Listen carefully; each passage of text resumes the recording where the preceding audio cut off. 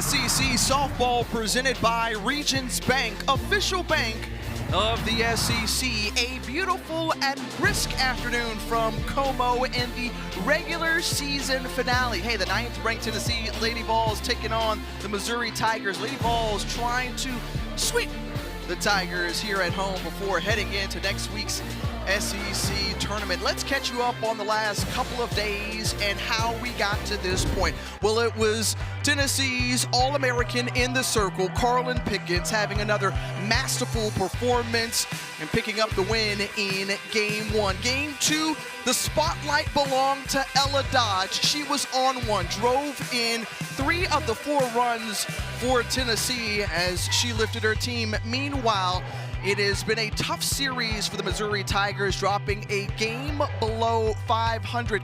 That's all important, folks, and we'll tell you why in just a moment as we say hello and welcome you in with the 2-time national champion out of Oklahoma, Erin Miller-Thiessen. I'm Tiffany Green. When you think about what there is to play for the Tennessee Lady Vols, obviously they're trying to position themselves for next week's SEC tournament. Missouri, though, trying to do a now or never type of situation for the NCAA tournament. It's must-win for Mizzou. And if you talk to Coach Larissa Anderson, it's felt like that since mid-March, dropping some losses against some teams that should have been in the W column. And on the other side, it's Tennessee. This is what they're prepping for. You mentioned their ace, Carlin Pickens, fine-tuning some things as they look towards their sights at the SEC tournament. As of now, Missouri would start off on the first round against Auburn. Meanwhile, the Lady Vols, again, looking for a little help from Texas A&M as they've got 2 games today against Oklahoma to clinch that double bye for Missouri. Okay, let's set up the clip here and what their tournament resume looks like to you. This is the reality. I mean, you can see the RPI, mentioned some of those loss column games earlier in this year with teams that honestly they should have taken care of business with. And so now they've painted themselves into a bit of a corner. And starting things off, the first pitch fouled away, Sierra Harrison in the circle. Meanwhile, this is a look at the Lady Vols lineup. Ella Dodge, who has just been spectacular in that leadoff spot at the plate, and even 500. Alana Leach has been on one as well. She and her twin sister are on deck and in the hole. 42-8 overall on the season for this 9th ranked Tennessee team. High expectations for this group. Yet again, the 1-1 pitch fouled off, and it's now a 1-2 count. A lot of speed at the top of this order for Ella Dodge. 11 stolen bases on the year. What a heck of a sophomore campaign. And you got to look at the home runs, too. You have to respect the speed and the pop of this bat at the top of the order for Tennessee. It's Dodge who paces this team and home runs. Had one yesterday. Again, we mentioned her RBI production. The top of this order has had success here on the road against the Tigers. Now the sophomore out of Bradenton, Florida, awaits the pitch. Once again, fouled away.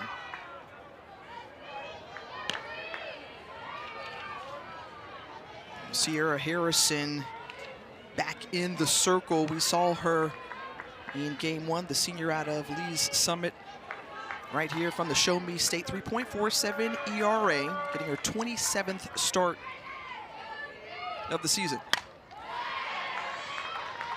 4 years at Missouri for Sierra Harrison, was a COVID recruit, had her official visit over Zoom. If you can you believe it's been 6 years since COVID? That is just crazy to me. This is what she brings to the circle. Pretty much all quadrants, can top out at 68 miles an hour, does so well managing the corners. And a leadoff walk to Ella Dodge. Harrison, who was ahead in the count early on against Dodge. But she will take first base. So the leadoff batter is aboard. And Alana Leach now at the plate. Leach, who has also showed off her home run power here this weekend, blasted a solo shot in Game 1 for a team tying best 12 home runs as well with Dodge.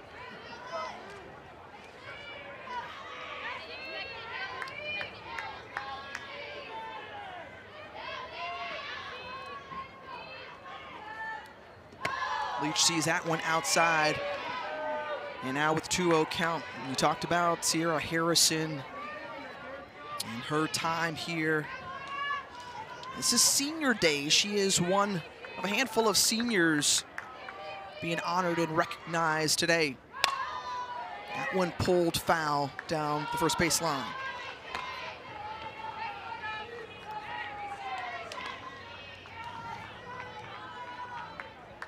And what Harrison is hopeful for today is to close out with a win here on her home field and get her team back up to 500 against a very tough Tennessee team. They have been excellent throughout this season in their SEC series. Picked up a huge series win last weekend against Alabama. Also was able to walk away with series wins against Mississippi State, South Carolina, LSU, and Kentucky. The 2-2. You can see this Mizzou defense playing a little bit of shade towards that pole side of the field. Alana Leach, a lot of pop. Both the Leach sisters hitting back-to-back in that 2 and 3 hole. 12 home runs, followed by the 10 home runs on deck with her twin.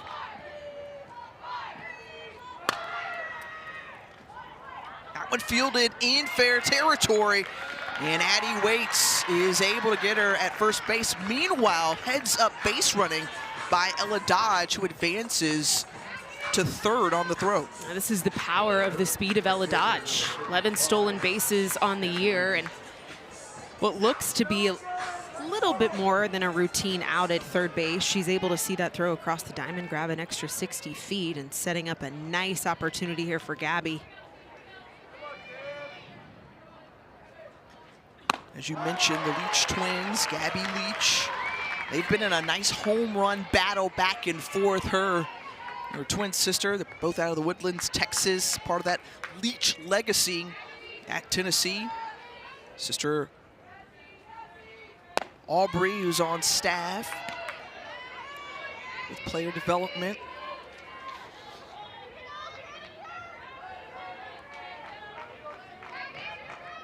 Gabby Leach hitting just above 300.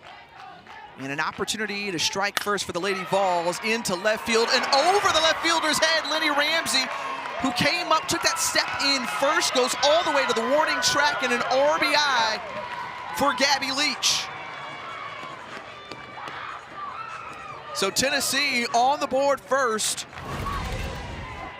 This is just a straight up misread. You can see there's no drop step from Ramsey in left field. She immediately takes a step in, but the spin of this line drive from Gabby Leach continues to climb over the head of Ramsey. I as an outfielder myself, I know that one stings because those balls right at you, so hard to read the spin, the trajectory. But it's that age-old tale of first step back always. Take a drop step back, see it in front of you. That one burns her. That brings up Emma Clark after Leach's 9th double of the season. And Clark down to the count, 0-2. And I'm going to go back to something you mentioned just about the misread there in left field. Something where Larissa Anderson has always hung her hat for this Missouri team is their defense. And they have been challenged, but here Harrison able to ring up the strikeout first of the game. That retires Clark, and 2 down.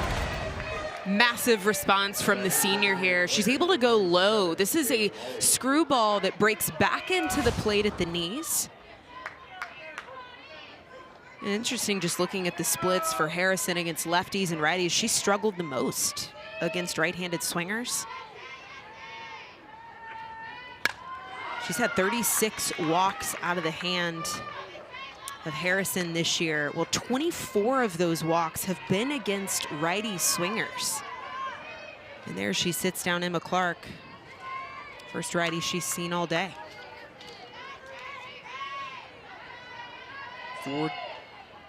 5 different lefty bats in the lineup for Karen Weekly. Another one right here, so hitting from the other side. We're talking about Taylon Holly. Holly, one of the newcomers, a part of a relatively young team for this group out of Knoxville. She brings a fun zest to this group, but currently down 0-2. That goes over the head of Abbruscato. There's a lot of free stuff this inning. I mean, the cardinal sin of the leadoff walk against Ella Dodge, one of the quickest legs in the starting 9. She comes around to score, and then an extra 60 feet there awarded for Gabby Leach. Off speed, 55 miles an hour. I haven't seen that a lot out of Harrison yet.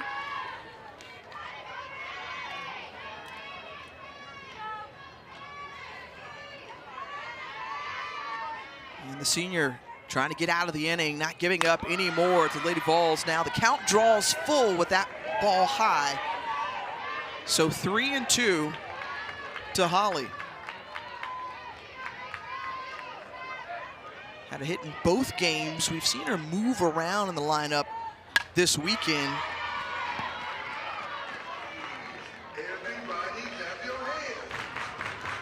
A freshman that Karen Weekly is high on, a lot of young, rising talent for this group. Holly puts this one in the air. 3 yellow jerseys around, and it's the end of the top of the first, but not before the Lady Vols strike first. They're up 1.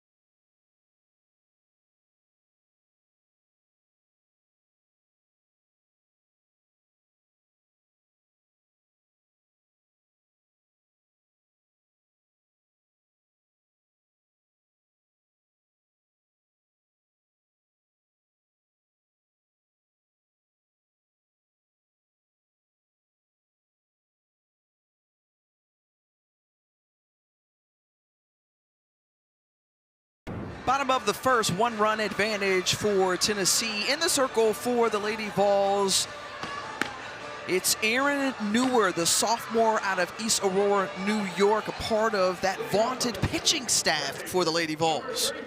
Sophomore arm, just such brilliant movement in the circle. I think when you think of Tennessee's staff, it's easy to think about speed, which Newer obviously has, Pickens obviously has, but to me it's the break, the spin, the tight RPM from Newer that makes her so elite. That floaty rise ball, very, very Frisbee-like up in the zone, and that vertical separation between her rise and drop is just so good. This Tennessee staff leading Division I in ERA with, as you mentioned, the 2-time SEC Pitcher of the Year, Carlin Pickens, and Sage Marjecko. And that's going to be a tall task for this Tiger lineup. It's going to try to find some production at the plate. They were able to swing it a little bit better yesterday, came up with 5 hits in that one for the night before. And have produced 3 runs in this series. Stefania Abbruscato, the catcher, who's on deck, has had herself a nice weekend driving in a couple of runs. She's going to need some help if they want to try to topple this 9th-ranked Tennessee team. Addie Waits, the freshman from right here inside the state, want to lead off both games this series. And one thing that Larissa Anderson wants to see shift or change is that when you have those opportunities to bring in runs, you've got to find ways to produce. They've left the bases loaded in the first inning each of the last 2 games. So now a 3-1 count, a hitter's count to Waits. Especially a team that has had to fight hard to put runs up on the board. When you do get those gifts, when you get the free passes and you're able to hit some pitching hard early in the game, taking advantage early, often, especially against a stout pitching staff like Tennessee. They hit Margeco well yesterday in the first inning and then left him loaded. And this one over to first base, and McClark tags the base, and 1 down. And again, going back to what I just mentioned, loading the bases in the opening frame each of the last 2 games. Last night, they were able to produce a run. The game before, a goose egg. So here, 1 down, and Abrascato swings through that changeup. A big part of their run production the past 2 days from Abrascato has been this junior bat from the left side. Big difference for her this year was being able to spread her power to all fields, hitting both sides of the strike zone, not leaving a gaping hole in her approach. Think about just how offensively heavy our game is right now because of data, scouting reports, everything at your fingertips. I think she was aware that there was some holes in her swing. That's been a difference maker for her in this junior season. And this one, once again, the hot shot to Clark, and what an effort there to stretch out to tag the bag. And Abrascato is retired. Well, a couple of unassisted plays at first base by Emma Clark. Mentioned the scouting reports and the data, how deep Emma Clark is playing. That right side of the field, giving honor and respect to the pull side power of Abrascato, and it pays off. Great defensive play there behind Neuer. Again, you're looking at a Tennessee team, much like a Missouri team, one of the top 10 teams from fielding percentage perspectives in all of Division I. A great 2-way player in Abby Carr, the freshman, at the plate. And Carr, who has just come on campus in her first season and immediately made an impact, leading the team in home runs, RBI. See that 2.53 ERA? She leads the team in that as well. Just a natural. It's in her blood. Dad played pro ball. Mom pitched at Pitt. I mean, this is one of those kids that was just born to lace up the cleats and play on this dirt. Comes very natural to her. Such a gamer, high IQ for the sport. And she's going to be a player that's going to be so much fun to watch in the future. NFCA Freshman of the Year, top 25 finalist list. And a lot of excitement around this freshman. Right back up the middle, the 2-out single from Abby Carr. When you talk to Coach Anderson about this young woman, in her freshman season, the word that would come to mind for her was carefree. Here with 2 outs on the board, she's unafraid. A big hack, that ball's elevated, a rise ball, let her high, hits it right back up the middle of the field. Just a great swing from a young bat. Abby Hay now standing in at the plate. Hay, the junior from right here in Columbia, Missouri. 331 batting average.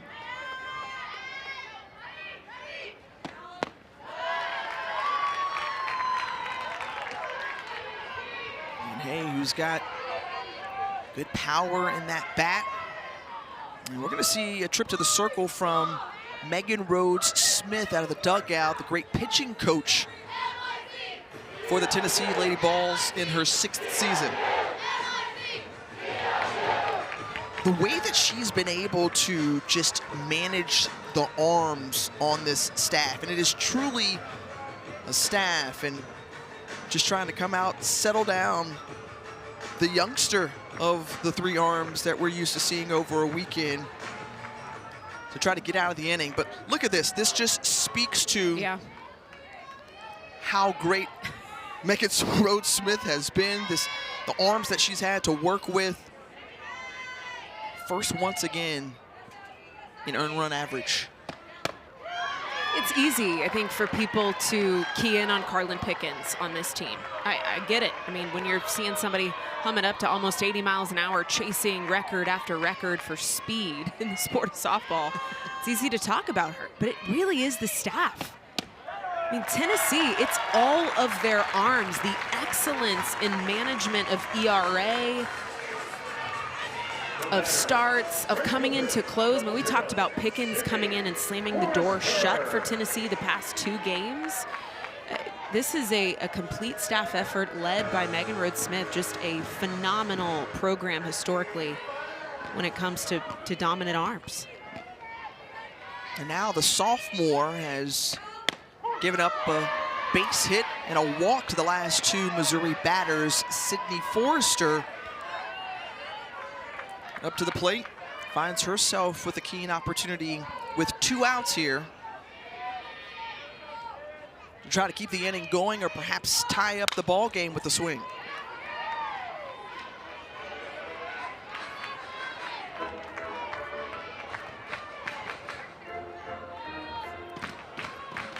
Go back to that last series against Arkansas. She was able to knock a shot out of the park in that game 3 against the Razorbacks. So she's got that home run power leading the team in that category. The 0-2 count. Outside for ball 1. This has been the story. Runners on. I mean, Mizzou has just really struggled to put the nail in the coffin in big-time opportunities, and that's been the difference for them all season long.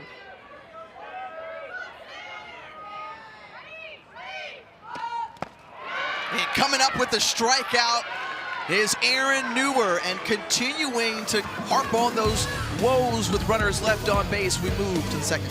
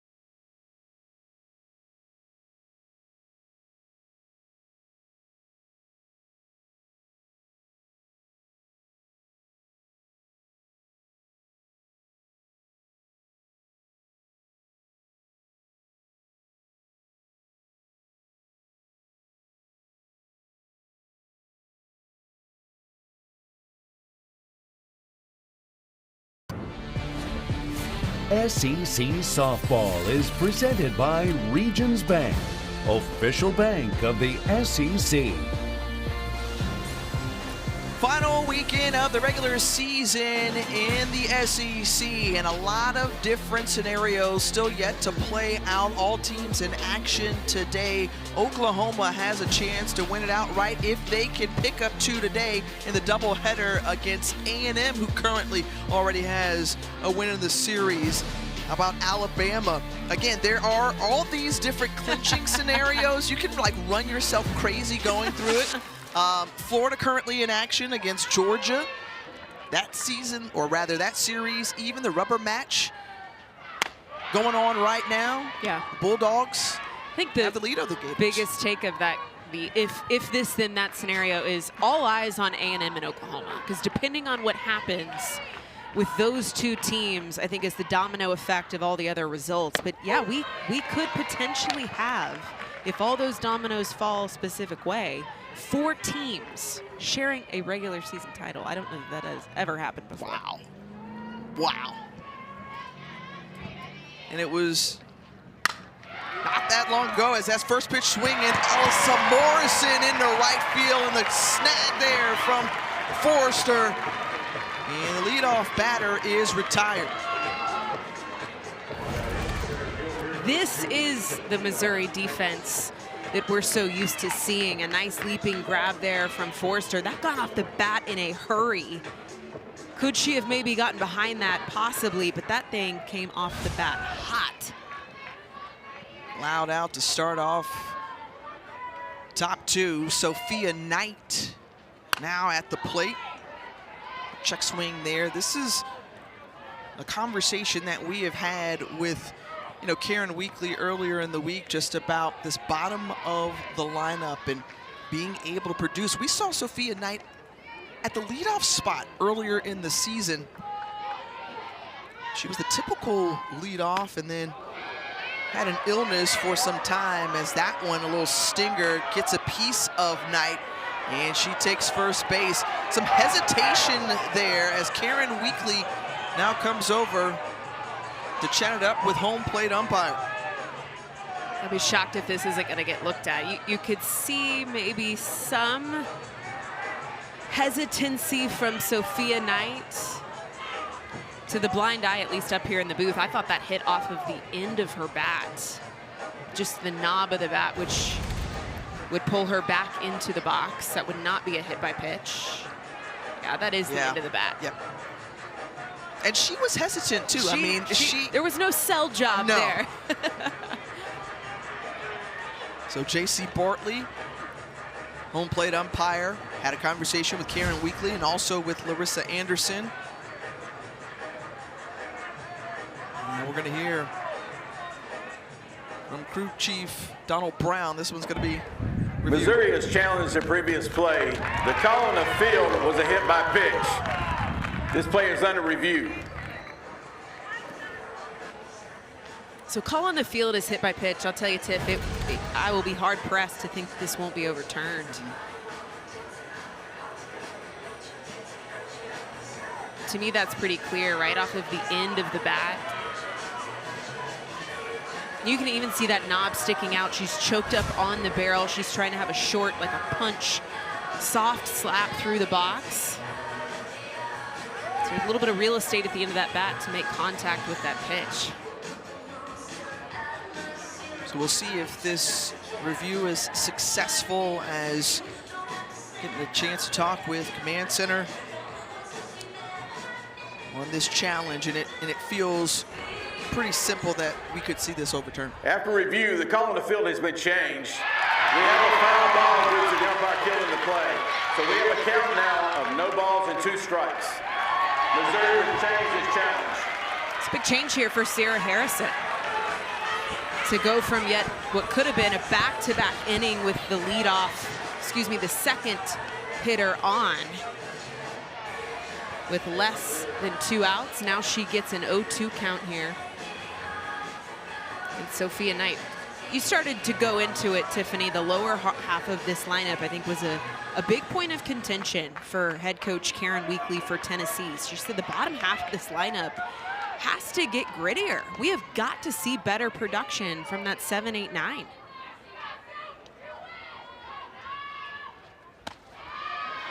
scrapping for runs is getting harder and harder, especially through the end of SEC play, and needing 1 through 9 to work together to get runners on, to set the table, turn the lineup over. It is grind time for the bottom half of this order. And when you think about this team looking to make another run to the Women's College World Series, they were there just last year.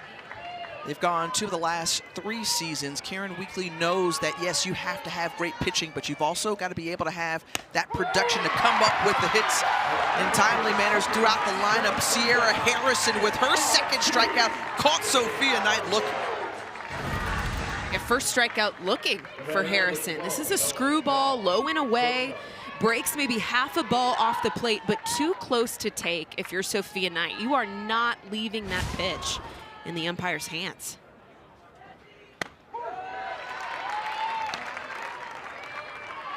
Bella Fall, the shortstop. It's a young lady who has just come up in this Tennessee program, an excellent infielder, lots of potential, and again, you've watched things kind of rise throughout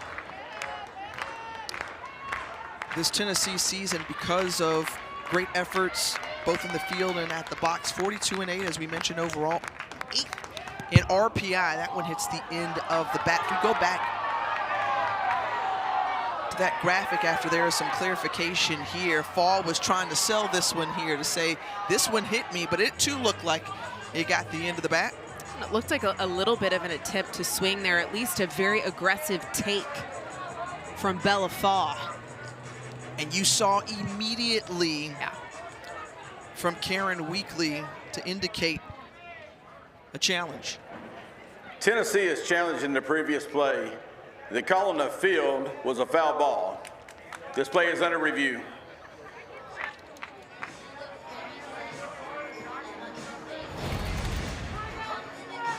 There's a good look. Mentioned the very aggressive take. Barrel does stay back, so there is no attempted swing here. A nice hold by Bella Fall. But that, to me, does stay below the barrel, does stay below the knob. That hits the forearm, the back forearm of Fall. Indeed it does. So it's pretty clear. Just a reminder to our viewers, each coach gets 2 challenges. They win them, they keep them. We saw Larissa Anderson successful. Let's After hear. review, the call on the field has been changed. We have a hit batter. Tennessee retains this challenge. And now Karen Weekly successful as well. So what looked to be a hit by pitch earlier was not, and was not called a hit by pitch just now, changed. So Bella Fall takes first base with 2 away.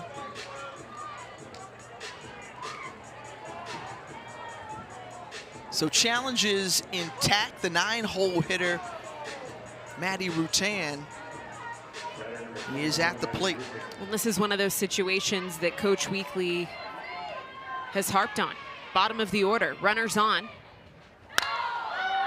First pitch swinging sky high in the infield foul territory and just losing it in the sun. Addie Waits, who was waiting for it, dropped down, so it's Rutan who gets another opportunity. But again, just a little sun in the skies here. Well, you can see the face mask of Waits. There's no jersey, there's no eye black, there's no sunglasses. You can see just utter confusion and really no communication there from the infield, from the catcher, Abruscato. Zero chase or effort to what could have and should have been out number 3 for Mizzou.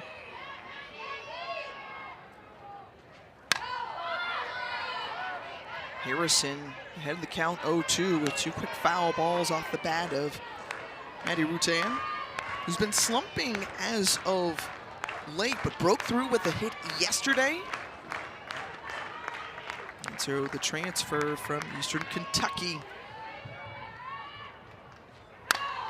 swings away again. Another similar situation. This time it's playable once more, and coming up with it was Addie Waits, and you saw her use the advantage of the glove to shield, to track that ball, bring it all in the glove, and we head to the bottom of the second.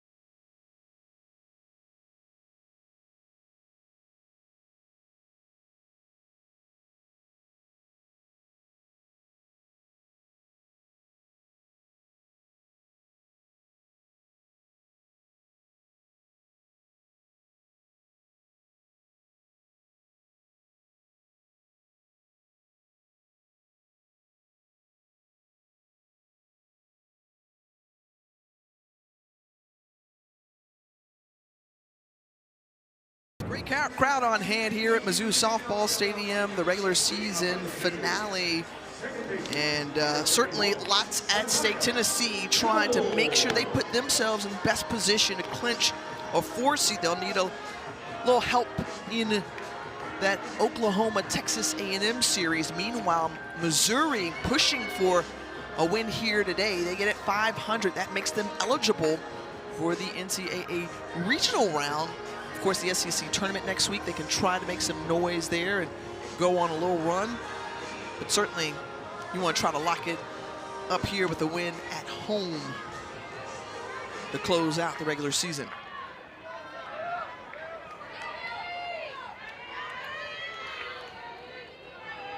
Number of youngsters littered throughout this lineup. Sanaya Hill, one of them, off the bat, right back to Newer, and one away. Well, just a reminder, the SEC softball tournament gets underway. Coming your way Tuesday at 1 Eastern right here. Coverage begins with SEC Now live in Lexington at 12:30. All tournament games are also available on the ESPN app.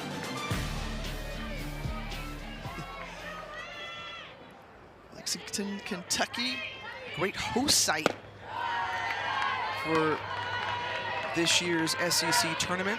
We've got 11 teams ranked in the top 25 coming out of the conference. Every year we talk about the strength of the SEC, but my goodness. I actually did one of my first games. First time I've been to Lexington was this season. Beautiful stadium, beautiful part of the country, green, groomed. It's horse racing country, baby. Oh, yeah, Keeneland. Tucket Derby. Hey, hey. John Crump Stadium is going to be the site starting again May 5th through 9th. We saw Texas winning it all last year. Prior to that, it was all Oklahoma. They won, what, 4 straight. And so, again, you talk about the strength of the SEC, those 2 teams joining the conference a couple of years ago, and only to bolster that adage even more. Oklahoma and A&M sharing that tournament title last year. Remember that game got cut short due to weather. Weren't able to play that championship game. The 2-2 to Lenny Ramsey. Inside, and that's ball 3. Well, Aaron Newer, who came in this weekend with the 3rd best ERA in the country. And again, one of those arms that is just dazzled here with full count, the payoff to Ramsey. And gets her out in front. Changed it up. And Aaron Newer records her 2nd strikeout. But going back to that conversation with the strength of the SEC, this is just insane. It's nuts. Truly nuts. Especially when you think about what the road ahead is going to mean. You've got the SEC tournament, you've obviously got regional supers, and then you look at that list and you're like, well, surely those are Women's College World Series contenders. So who is not making it to that dance?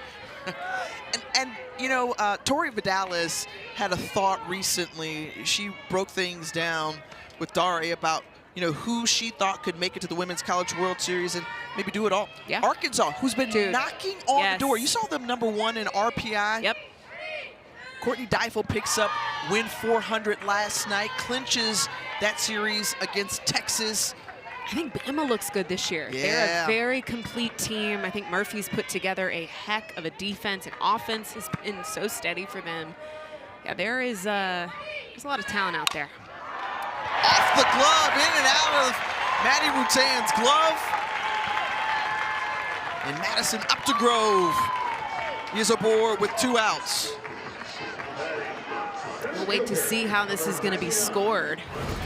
This is a hot shot off of the heel of Rutan at 3rd base. It's a rise ball, letter high. They are going to give it a base hit. Maybe I'm just an old grouch up here, but I think that play needs to be made. So fortunate to come up with a base hit here again with 2 outs. We saw that last inning with Abby Carr, and now Updegrove does it once again. And the 9-hole hitter in Kaylee Linger at the plate.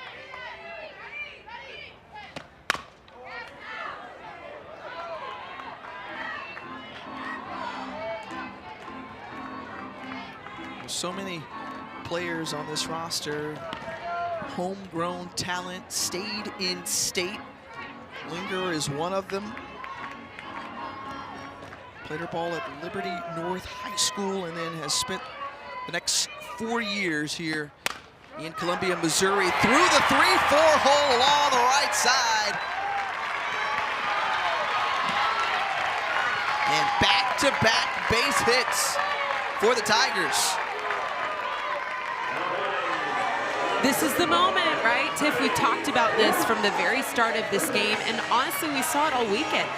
From Mizzou, they get on a hot streak, they punch some things together, they start to hit Tennessee hard, but they can't get it through the finish line. Right here, less than 2 outs. Well, there is 2 outs, but how can they put it together? Right back at you. Look to be off the leg of Newer. Everybody safe. 3 singles in a row, and Newer took a shot. Wow. You hope that she's okay immediately. Both the pitching coach and the trainer, Kaylee Olson, coming out to check as well. Yeah, you can see Newer struggling a little bit. This was fast off of the bat.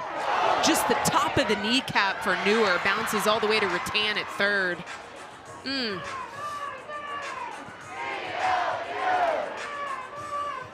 And yet another bases loaded situation here for Mizzou. We saw it in game 1, we saw it in game 2.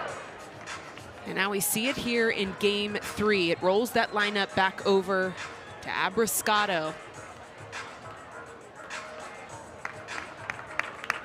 And after a visit from Karen Weekly, who comes out as well, a couple of pitches just to see how that leg feels after taking a shot. And I think about what's on the line, yeah. Right? I mean, you have to make sure that she is feeling good and that she can hold this down to collect the last out. Only got a 1-run lead. Tiff, we saw Carlin Pickens come in to assist the starting arms both in game 1 and game 2. There is a little bit of action in the pen right now. And this is too where trust within your player, and for her to be able to communicate how she's feeling, because you know that Erin Newer wants to stay out there, right? She's a gamer, right? Absolutely. Sage Marjeko was the one getting the arm loose in the pin. But to your point, knowing the heart, the grit, the fight of Erin Newer, and that kneecap would have to be hanging off for her to want to be taken off the field. So she's going to power through with Abriscato at the plate. And again, not to harp on it, but this is yet again another pivotal moment within this game. But throughout this weekend, runners in scoring position, 4 for 17 so far for Missouri's offense. Can they produce? And Abriscato can be the one to do it. She's got a great opportunity here with 2 outs. This is who you'd want up if you're Mizzou.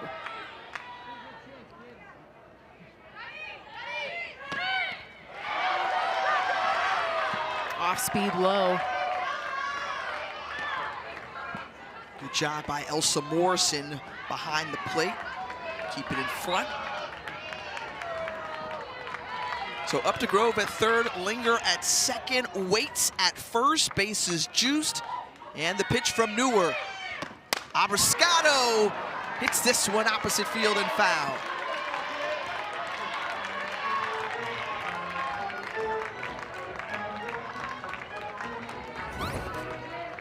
Newer pretty evenly distributed with performance and success against righties and lefties.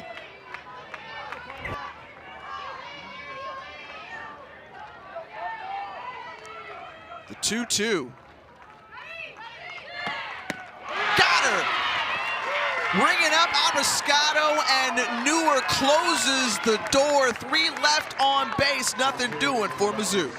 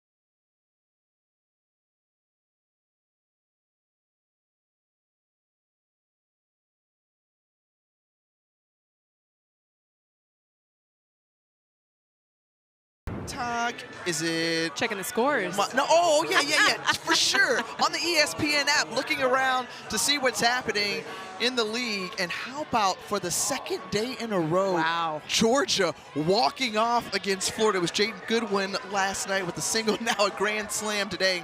Whew. So that closes the door for Florida to have a shot at a clinch of or share of the SEC title. That one knocking Dodge in ahead. That's a scary moment right there. The helmet going back up just about. Wow. Hear the knock immediately. She tries to get out of the way. And the face wow, guard and shield. A little bit of a matrix move there. Wow, that hit the face mask and pulled the helmet off. I am so glad she is okay. And if that is not also proof of why the face mask is needed. Yes. I am always and will forever die on that hill. Wear the face mask. Wear it.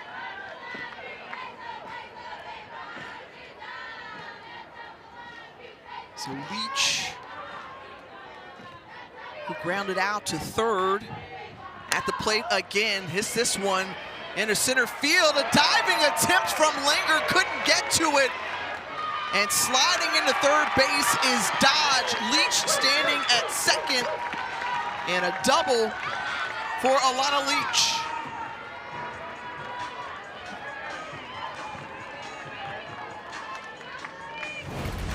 Straight up no man's land. Right on the fist, she's able to punch this in front of Langer in center field. The diving attempt, Ramsey's having to cut across to back her up, and an extra 60 feet for Ella Dodge. Second time we've seen her grab an extra base with aggressive base running. Wheels constantly in motion for her.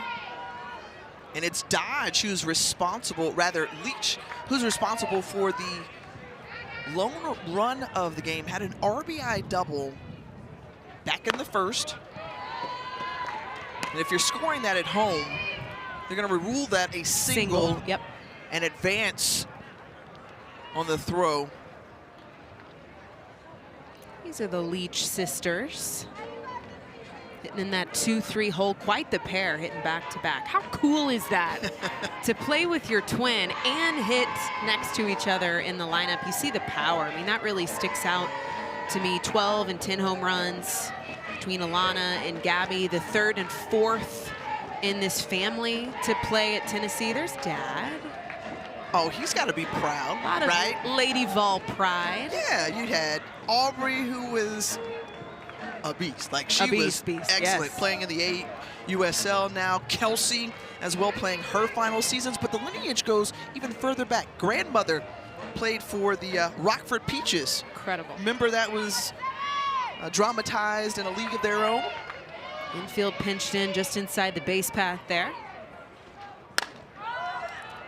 And this one into the outfield. Ramsey underneath it in the left field. And the good throw at home past the cutoff and keeping Dodge at bay at third base. How about showing off the gun there for Ramsey? You saw Ella Dodge do the pump fake. She takes off third, but it was the absolute shot from Ramsey in left field to say, not today, not today. Now one away with Emma Clark, who struck out her first time up. Trying to lay down the bunt. And coming back to the plate. Well, you look at 1, 2, 3 in the order for Tennessee this series. There's 10 of 26. They've produced 5 of the 8 runs, or rather 5 of the 7 runs that we have seen from them this weekend. Now can other parts of the lineup get into the action?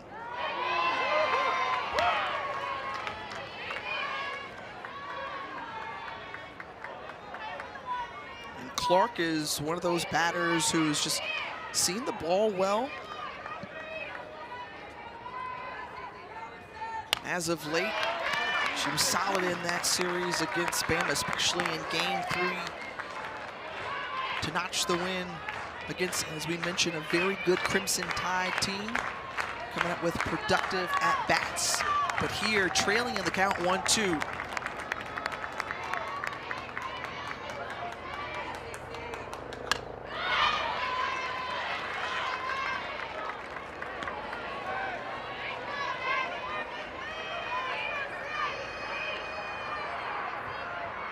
And Harrison need to come up with another big pitch and try to get the out here. Tried to paint the outside corner, not given. Is J.C. Bartley behind the plate? Mizzou faithful wanted that one, Yeah. but that was a ball. But they were all in. They You were all know, in. right? They were selling, right? Their oohs were selling. This time, painting the inside part of the plate. And Harrison, this time catching Clark, looking second time she struck out Clark. And a big one here. Yeah, opposite side of the plate. Gets her to look on the outside for ball, and then comes back in with the screw. Just absolute money. Painted the corner. It's the second strikeout, looking third, though, of the day for Harrison.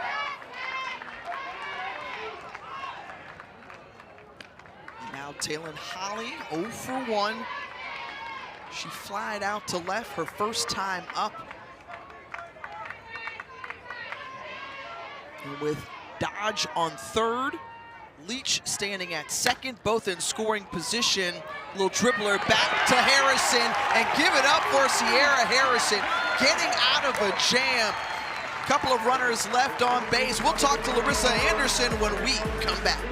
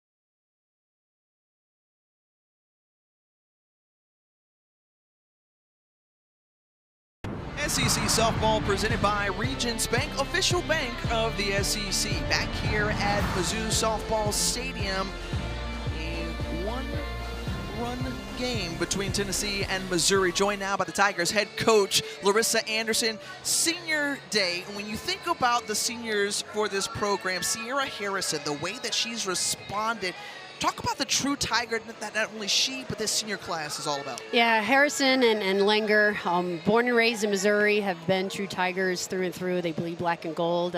She's thrown great out there. She's gutsy. I would want her in my foxhole for sure. Coach, your team has had opportunities, especially to score against one of the toughest staffs in the nation. What is it going to take for them to finally cash it in? Barrel on ball. I mean, keep it simple. I mean, we're chasing when we're in those situations. We had a great opportunity right there with the bases loaded, and I mean, they're throwing great. They are, but we have to be able to be a little bit more selective and handle pitches that we know we can barrel up.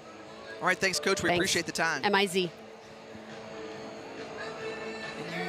heard Coach just talk about, let's take advantage of some of the opportunities. But again, you've got to credit. Yeah, Newer in the circle has been a stud. Yeah. And throughout this series, and this is the first time we've seen Newer this weekend, 23 strikeouts in 16 innings pitched for this Lady Vol staff. That was a huge strikeout to end the inning.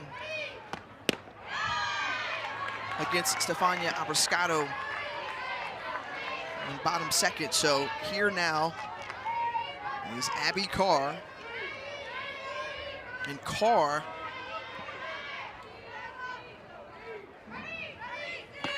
who we mentioned is one of those young talents in this program, and I know Larissa Anderson is hopeful that she has the opportunity to continue to develop this young lady and all of her gifts throughout her career here at Mizzou, much like Linger and Harrison.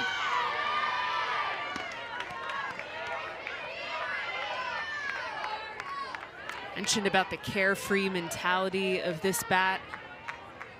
Now she really approaches this game like she's got nothing to lose. She had that 2-out single back in the first inning.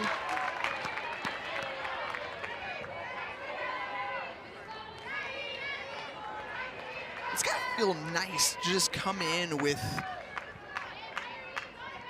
just not a lot on your shoulders, not putting that pressure on yourself.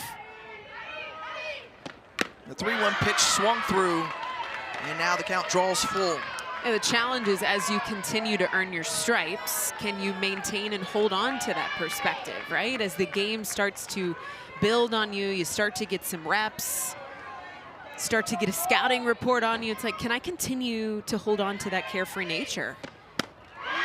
The strikeout, back-to-back strikeouts. You go back to last inning for Newer, and now starting off bottom 3 with a K. 4th strikeout for Newer. Curveball, a little bit of an off-speed, pulls the string just enough for Carr to be out in front of this.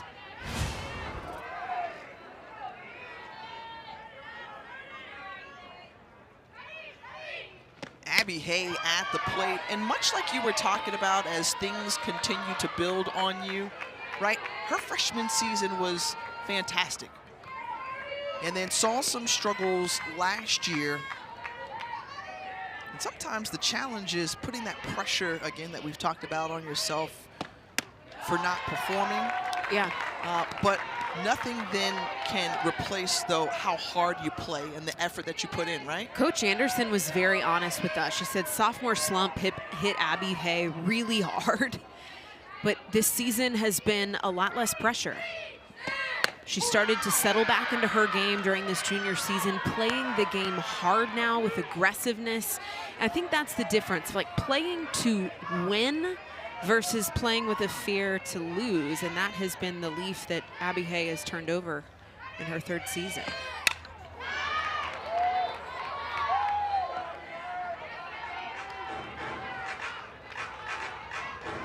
Fouled off, and you look at the infield there, giving Newer props, trying to ring up another Tiger batter.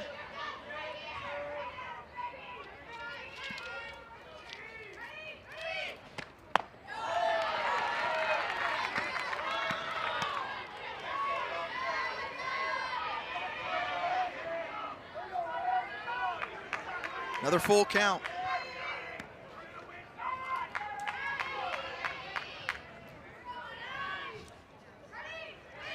The pitch inside for ball 4. Well, tonight, number 25, Florida in action in Norman, Oklahoma to take on the 15th ranked Sooners, the second of a big 3-game series coming your way right here on the SEC Network at 7 Eastern. You can also catch it on the ESPN app. Oklahoma won their 6th game in their last 8 tries last night, rallying back with a 3-run 8th inning to beat the Gators. And that was a great shot by our camera crew and our director, Michael Ireland, finding everyone who's just like sprawled out, wow, chilling.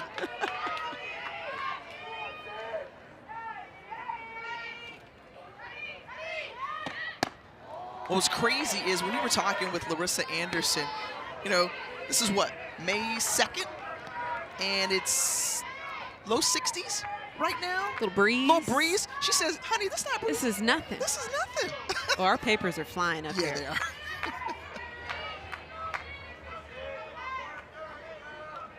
The 1-1 to Forrester. Sydney Forrester waited on that one, the patience, and to the warning track, so close. The loud out for Sydney Forrester. Sydney Forrester was working for that extra 6 inches to try and get that over center field. Wow. Would have been a game changer. That swing would have been a game changer. Deepest part of this park. Just shy, maybe 215 right there at the track. And you got to tip your cap to Knight in center field, tracking that ball down. This is not her home turf. I mean, as an outfielder, speaking as an outfielder, like that takes some wherewithal to know where you are in time and space on this field, to see your body to the wall, stay committed to that ball in the glove. And that's a massive, game-changing catch. And when we just talk about the wind, it's blowing in just a little bit. You talk about those, those 6 inches, right, that were needed. Just enough.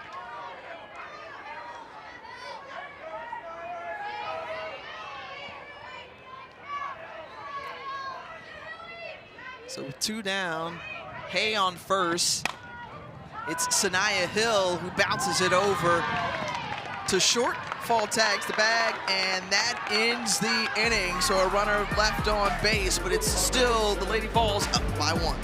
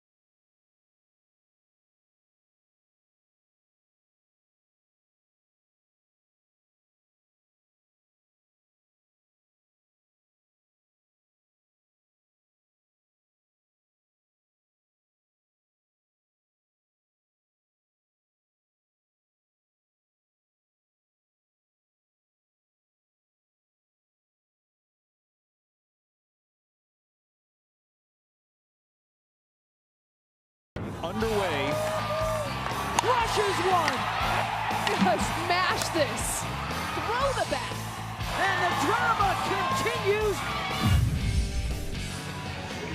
Oh, every pitch of the SEC softball tournament will be found right here on our ESPN family of networks. Hey, look, this is the top 7 standings as of now. Things can shift and change for Tennessee. They're on the outside looking in for that top 4 spot, which would mean a double bye starting Tuesday's next week's tournament.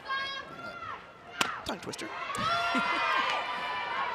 I think all eyes on that A&M OU doubleheader today. Yeah, my question is, okay, so we've talked OU, right? And they're always deep. But like Kendall Wells, will she? A monster. Okay, will she tie? Well, listen up, ladies and gentlemen. Elsa Morrison is channeling her own power and takes it over the left field wall. We started to get into some home run talk there, and Elsa Morrison said, I need to join this conversation. I gotta tell you, just before this half inning, this Lady Vol team was huddled around the mouth of this dugout with a fired up Karen Weekly up in their grill, up in their kitchen, trying to get something started here offensively. Out on the berm, old buddy was like, you don't even need to hold my beer. I got this. Didn't spill a drop. No. 5th home run of the season. Oh, man, with little baby on the blanket, too? Come on, man, that was clutch. The berm is great, the weather terrific, the attendance throughout the season at Mizzou Softball Stadium, top 5 in all of Division I softball.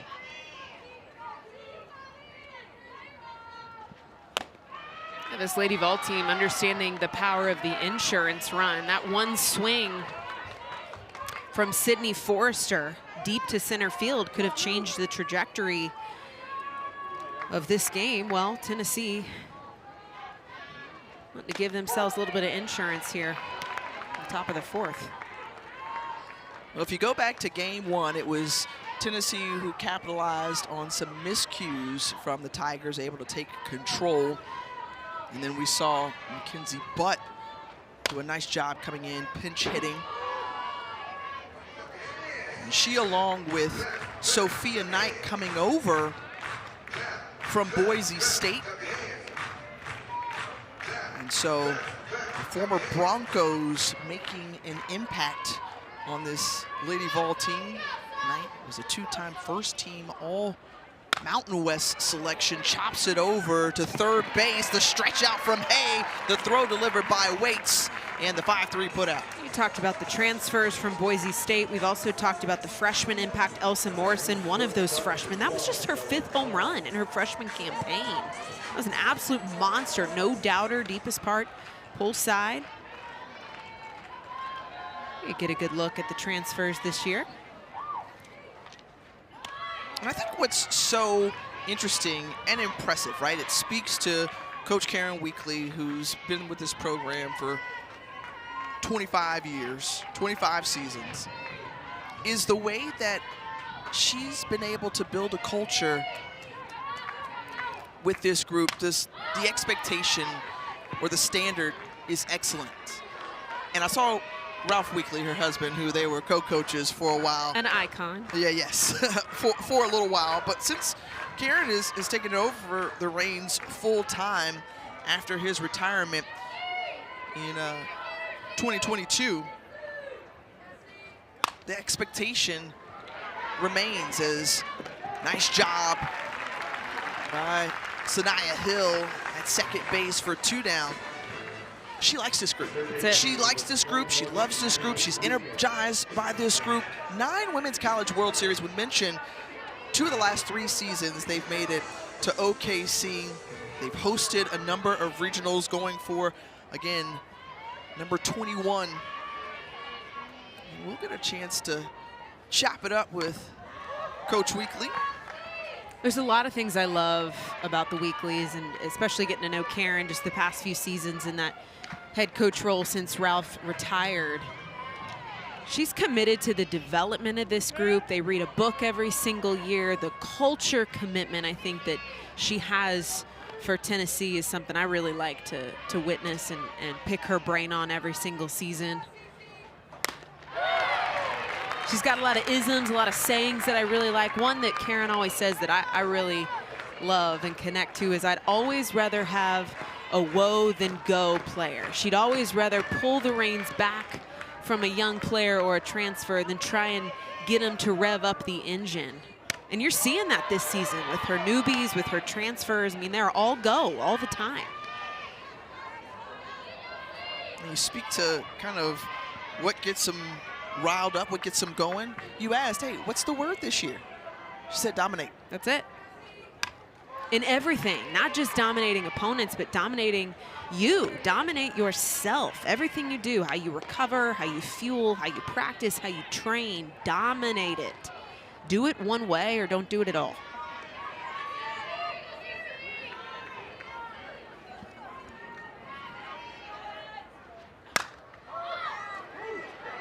This one caught by Forrester, who was tailing to her left in that foul line, and that ends the inning, but not before Elsa Morrison got into it. 5th home run of her freshman campaign. It's the insurance here for a 2-0 lead for the Lady Vols.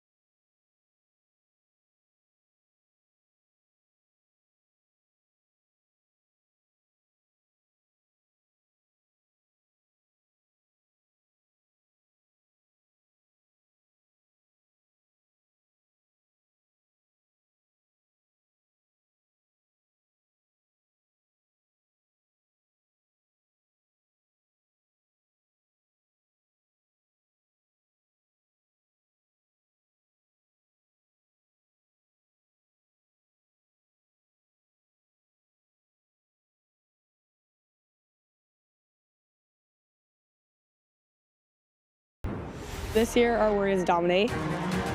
We just want to leave no room for question. Every game, we're competing basically for blood. We're trying to be the absolute best you can be and dominate.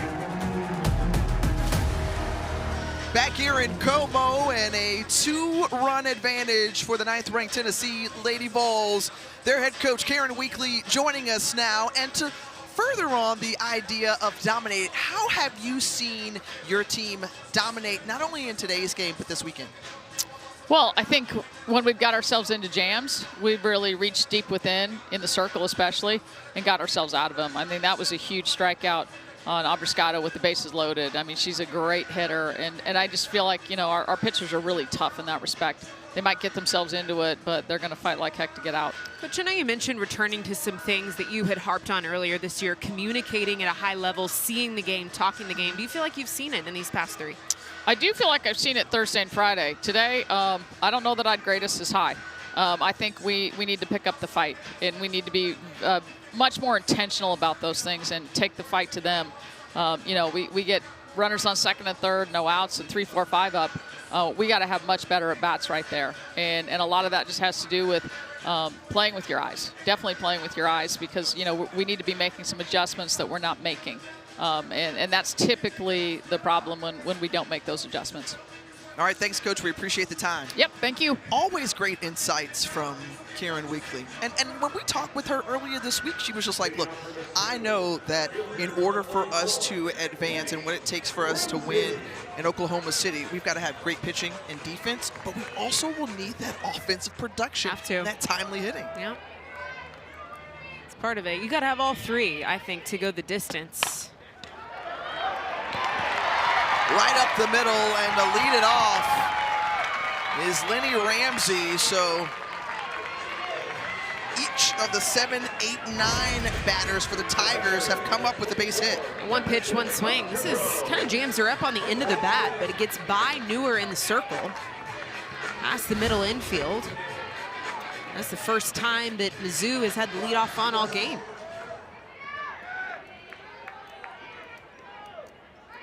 And Updegrove now stands in.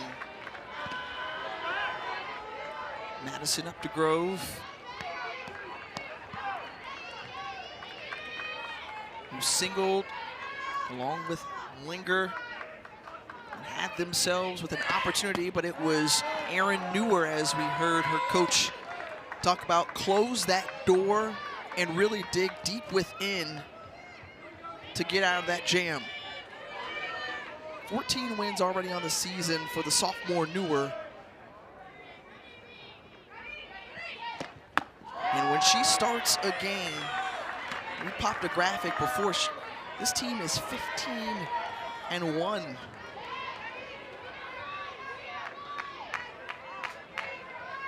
When she starts things off.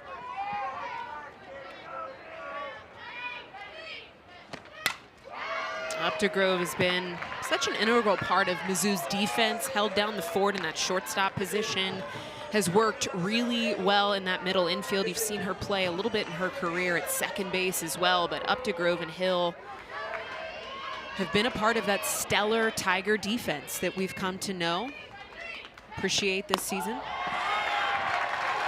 And aboard once again, this time via the walk. And so when we came in, we talked about how the bottom of the lineup needed to get into action, and they have done so here this afternoon. 7 through 9 has produced 3 singles, and you just saw the walk to Updegrove.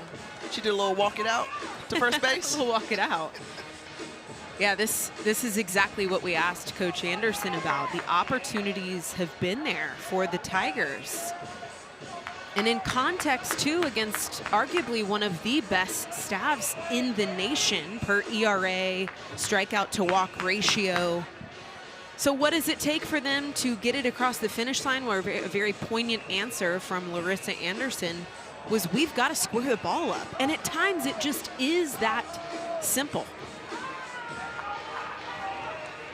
And Sage Marjeko is coming in now for Erin Newer. So going to change things up in the circle with 2 aboard and no out here at the bottom of the 4th.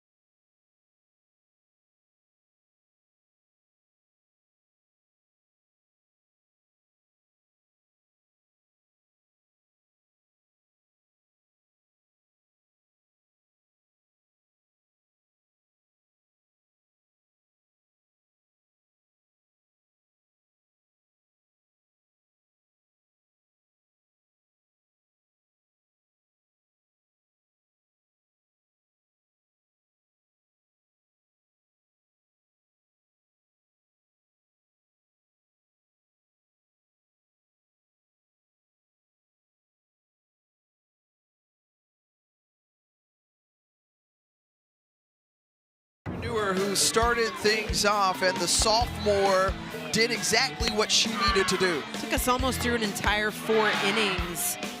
So good with that off-speed rise. She's able to mix both sides of the plate. And the bunt laid down, but the sac bunt executed by Linger to advance the runners to scoring position with only 1 out. Margetco steps in for Newer and immediately is tested defensively. 1 pitch, bunt attempt from Langer in the 9-hole, and Margetco able to come up and make that tag. That's a huge out for Sage Margetco, the junior. She has been activated in each game of this series, and the junior out of Lamont, Illinois, second best ERA on the staff. So you got 2 and 3, but a little different style from Sage. Well, and the contrast, I think, from just her teammates on this pitching staff, much different look than Newer and Pickens. Off speed in the mid-50s. She's able to spin the ball in the high 60s. The fountain of youth continuing to flow in this Missouri lineup. The pinch hitter, Gracie Britton, freshman out of Ashland, Missouri. Just trying to change things up to see if they can get something going and produce a run. They've been hard to come by this weekend. And this one getting past Morrison, and 1 run comes across the slide there from Lenny Ramsey after the wild pitch. And the Tigers on the board. Anyway, the Tigers can get it done. This is just by aggressive heads-up base running. A wild pitch from Margetco allows Missouri's first run of the day. And now the tying run 60 feet closer. And how important, though, is that home run, that insurance run from Tennessee just last inning? The freshman Elsa Morrison.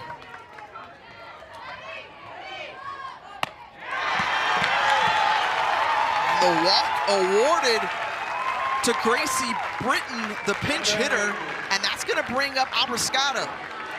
Big time at bat for Britton to take that free bag, to pass the bat with an out on the board to the toughest lefty in this starting order. Abrascato had a home run in the first game.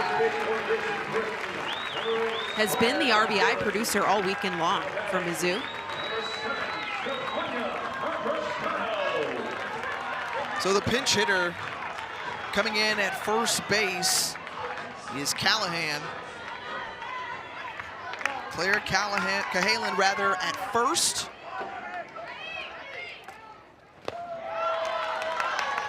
And up to Grove over at third. And Abrascato, you talked about our numbers, 331 batting average, just shy of double digits in the home run category. And again, was able to knock one out of the park in this series. And Sage Margetco, we saw her start off the first 2 games for Tennessee. She was immediately pulled after 2 outs because she was just trying to find a location. Mizzou saw her well, very well. They did not chase out of the zone, barreled her up with a lot of control. I think maybe the decision to go here to Margetco, obviously part of that was the fact that we unexpectedly saw Pickens late in the game yesterday. I don't know that that was on either one of our bingo cards in game 2. That's not typically how they've managed Pickens throughout this season during 3-game series.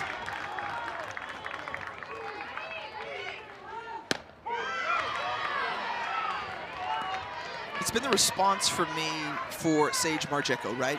You start game 1, you struggle, you come back game 2, you're able to pick up the win 2 runs, only 1 earned, struck out 7.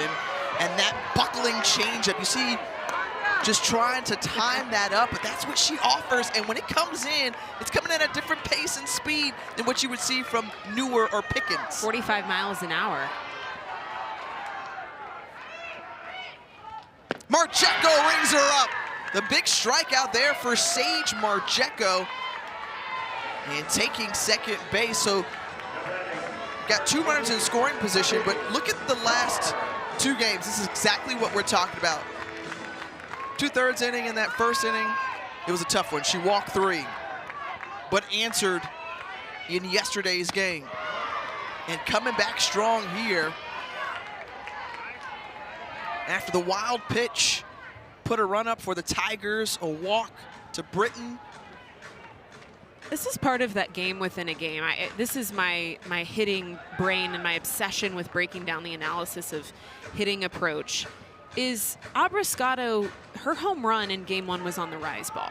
You know, looking at the stats from Marcheco all season long, the majority of the home runs that she's given up, the majority of extra base hits that she's given up have been off the rise ball.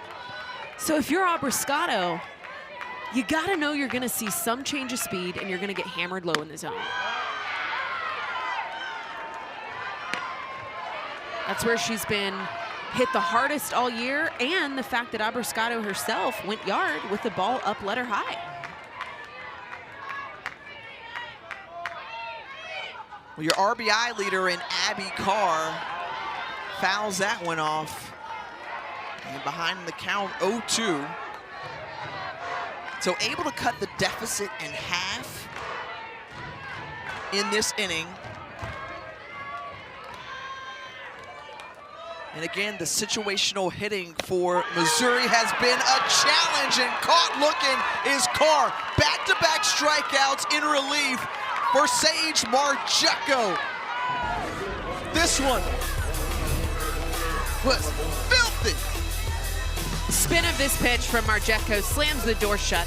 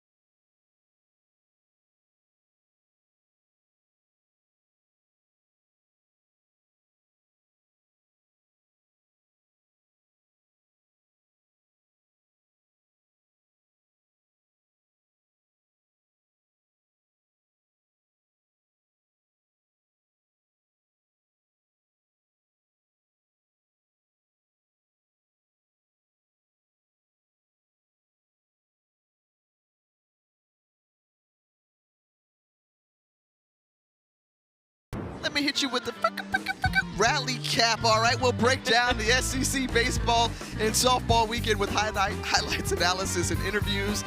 They'll get you set for the upcoming week. The best matchups, of course, the SEC tournament right around the corner, starting next Tuesday. That kicks off tomorrow at 6 p.m. Eastern. And another opportunity for the Missouri Tigers squandered their last inning, but they were able to cut the lead in half.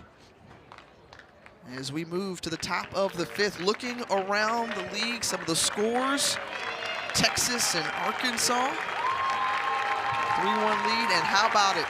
Give it up for Sierra Harrison and the wonderful career that she has had here in Columbia, Missouri. The standing ovation from the crowd on this Saturday afternoon. A warm embrace from her head coach.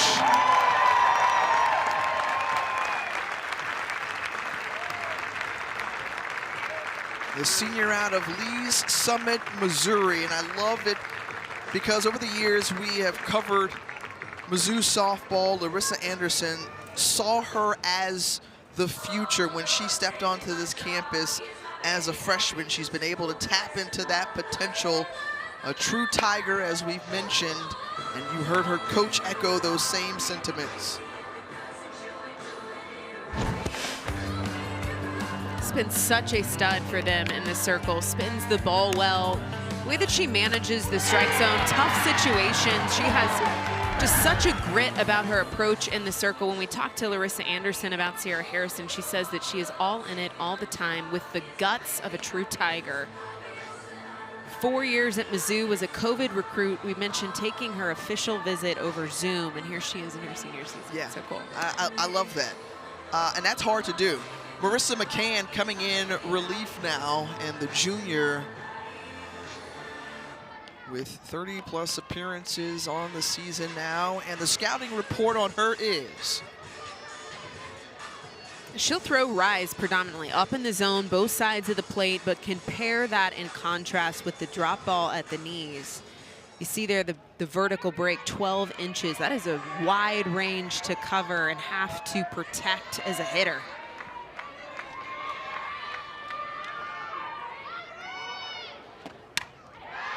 And the first batter she will face is Ella Dodge.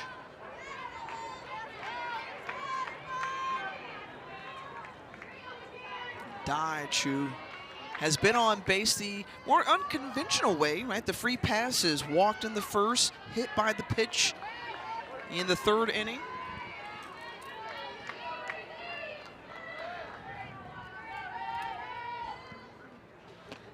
And she's looking to square up to just try to find something that she can hit. Remember, she pulled it yesterday with the solo shot.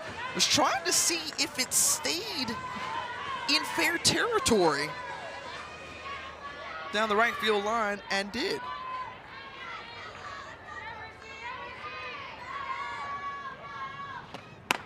And the speed at the top of this order too for Ella. She scored back in the first. 11 stolen bases on the year. She's one of those you want to keep off the base paths.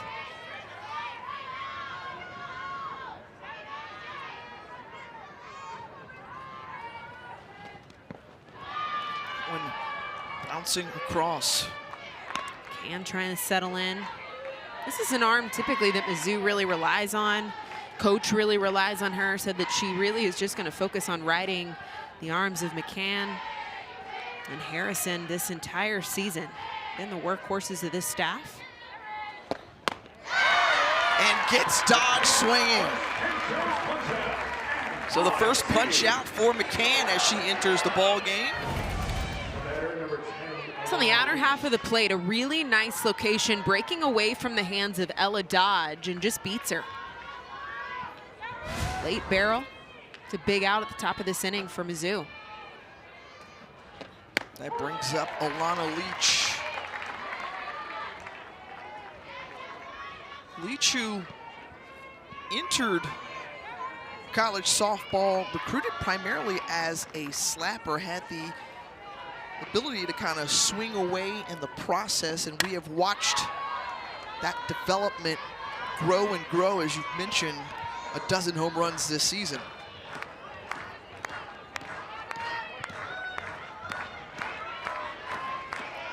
Quickly behind the count, 0-2. McCann readies. Delivers. And bounces in for ball one.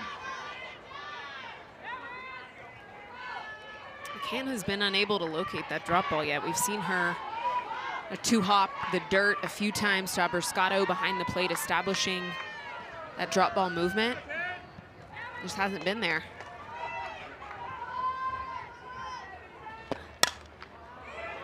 And this one foul just down the left field line. Was looking for an opposite field base hit. They're just a few inches too wide.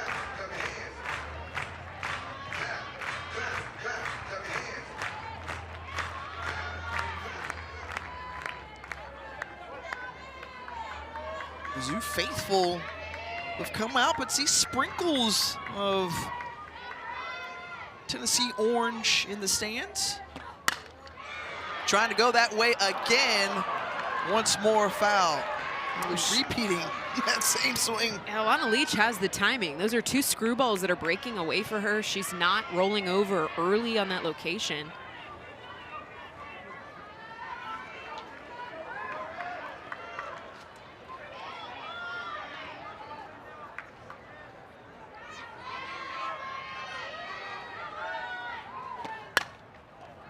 And this one over to short, played well by Updegrove, and 2 away.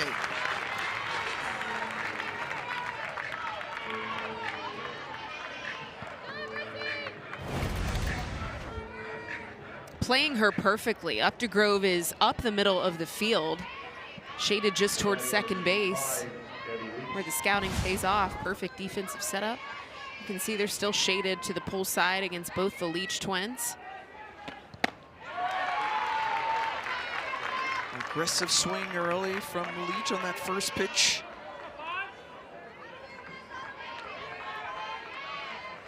Both Leach sisters have produced a 2-bagger this afternoon. The RBI double by Gabby Leach to get the Lady Vols on the board first. Back in the first. Harrison looking on after 4 innings pitched. And this one popped up shallow center field. And a 1-2-3 inning for the Tigers. Pitcher McCann coming in relief. 4, 5, 6 coming up for Mizzou.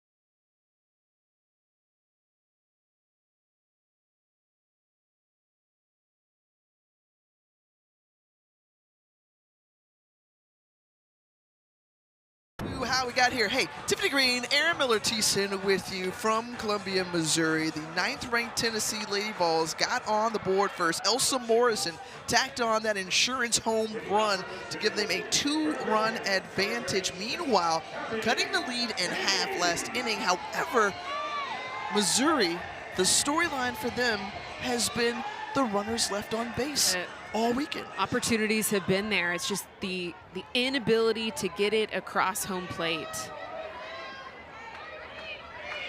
23 ducks left on the pond. 8 just today. So Abby Hay, who has been aboard, she's been walked twice this afternoon, leads it off here in the bottom of the 5th. Just a reminder to our viewers, right? Missouri, lots to play for. Now or never for them. They're looking to get to 500. You get to 500, you are eligible for a regional. And for Tennessee, they are certainly keeping watch of what's happening in that Oklahoma Texas A&M series. Right now, the Sooners with a 2-0 lead. Midway through that game, they've got a doubleheader coming up, so if it holds, that Tennessee is able to win and Texas A&M drops one today, then Tennessee will move up to the 4th spot and get a double bye for next week's SEC tournament.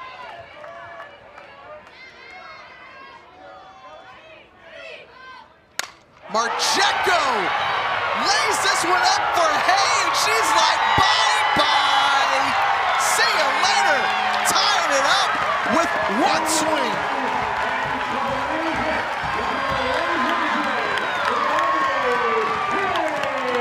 Say hey for Abby Hay. And it's knotted at 2 apiece. There's been a freedom for Abby Hay this year in her junior season. After a tough sophomore run and an incredible freshman year, she's finally finding her sweet spot at the plate. Just a massive blast and a huge run for Mizzou. And that gets the crowd going at Mizzou Softball Stadium. 100th career hit for Abby Hay, and a memorable one. Look at the location. This is at the knees, and just the pitch before was that kind of borderline strike call that got the crowd a little bit on their feet. It was a drop ball low in the strike zone. Well, Abby Hay used that knowledge. She goes down, gets that ball knee high, and smashes it for the tying home run of this ball game. What did we hear from Larissa Anderson when we spoke with her this week? This group is resilient. They have weathered their ups and downs, and while things have been roller coaster-like throughout this season, this team is always going to fight back. This is the 3rd time that Mizzou has seen Marcheco. They hit her hard yesterday in the 1st inning. They ended up leaving the bases loaded against Marcheco, but they had a lot of hard, solid contact. They are seeing this arm well.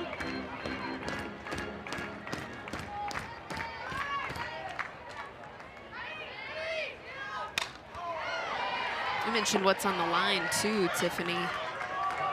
If Mizzou's able to snag this win, now all of a sudden the road in the SEC tournament becomes just a bit less daunting with trying to stay above 500. Reminder, the SEC tournament play does contribute to regular season numbers. They would face Auburn in that first game, whom they did sweep in an SEC series earlier this season.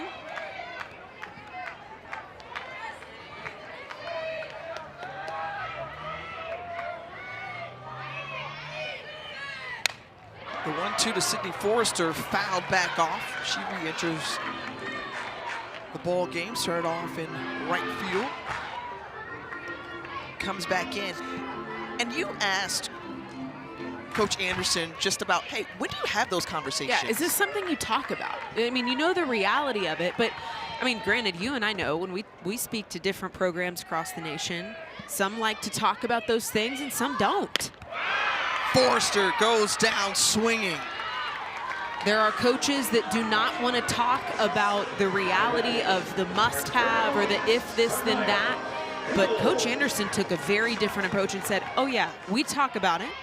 Now, I'm not shoving it down their throats, but we have been having this conversation since mid-March when we started to really stub our toe against teams that were lower in the RPI. We started to understand, hey, if we don't shift the steers here a little bit, things are going to get very tough for us come postseason. So it's talked about.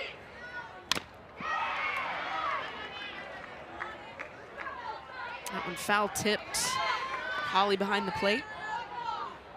Ouch.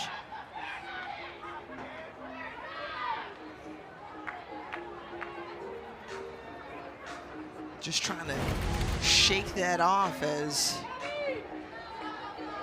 drop ball right at the top of the knee, even with the gear. That's a zinger.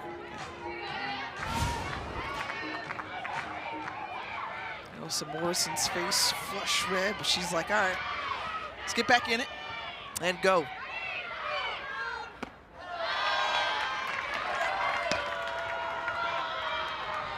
So much love and attention goes to the pitchers, and for a well-deserved reason.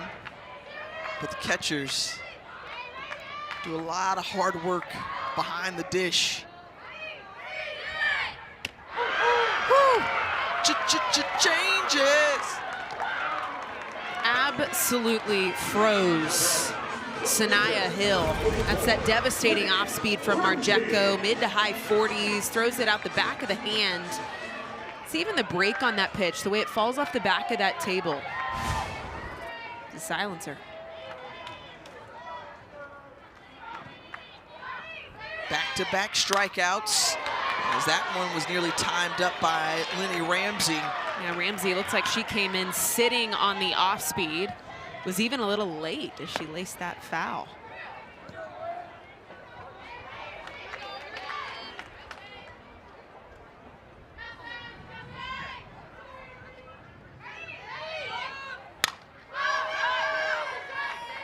Foul back.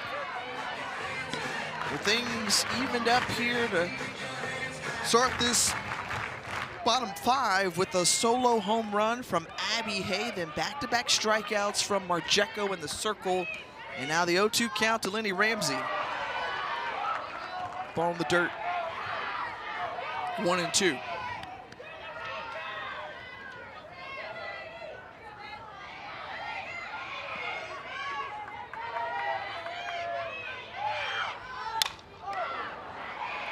This one lifted in the air, foul territory, third baseline, coming up with it are the Lady Vols, and that does it, but not before the Missouri Tigers have something to say. It means it goes by the name of Abby Hay, game-tying solo shot as we move to the 6th.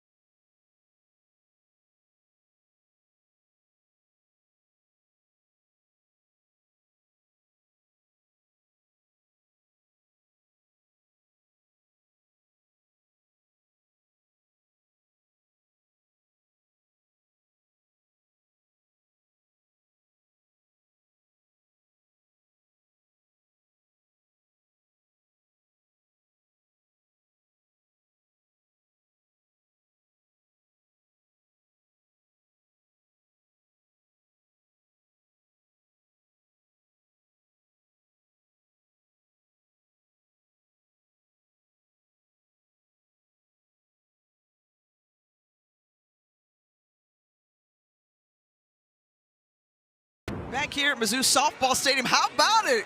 Come on now, however it gets through. A little ricochet off the ball in this putt-putt challenge. So much fun. Hey, we've got a lot of great softball coming your way next week from the SEC tournament. As of now, this is how it would shake out. Missouri would take on Auburn in the first round. Tennessee would play on Wednesday. Hopeful that they can move up to a top 4 spot. New right fielder in Blackston.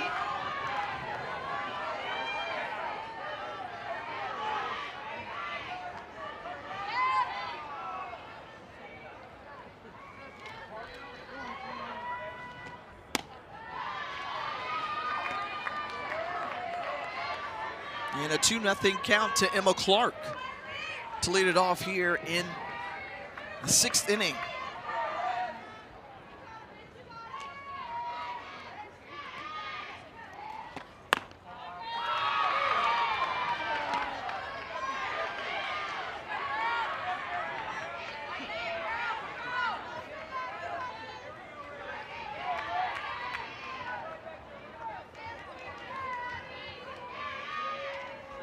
The pitch. And for a strike, taking all the way was Clark. For a Missouri team that has had to really scrap their way to put some runs on the board, this is where you need a Missouri defense and the arm of McCann to just hold it down. Buy your offense time.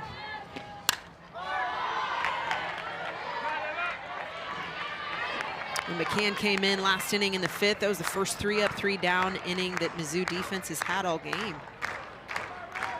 Had the strikeout, first batter she faced.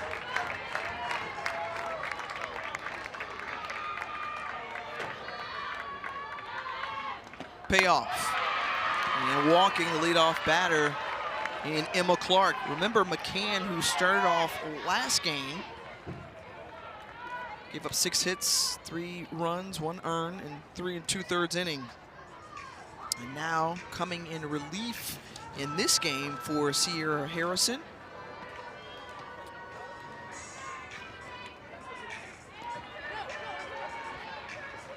Good time to let you know that the SEC softball tournament gets underway Tuesday at 1 Eastern on right here, the SEC Network. Coverage begins with SEC Now Live in Lexington at 12:30. All tournament games are also available to stream on the ESPN app.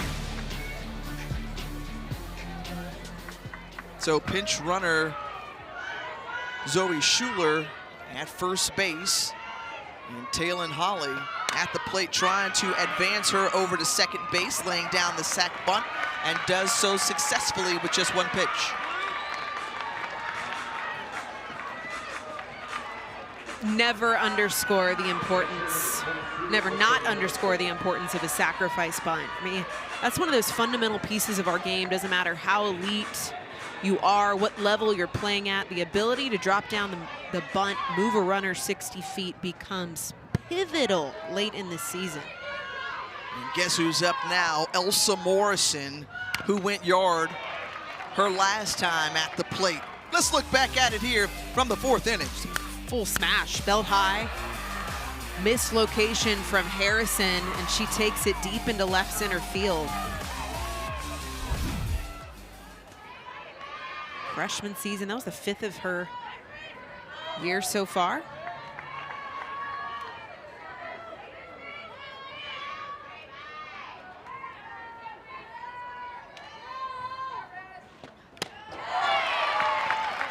Swinging through that one. No ball and 2 strikes to Morrison. You gotta be so careful here if you're McCann.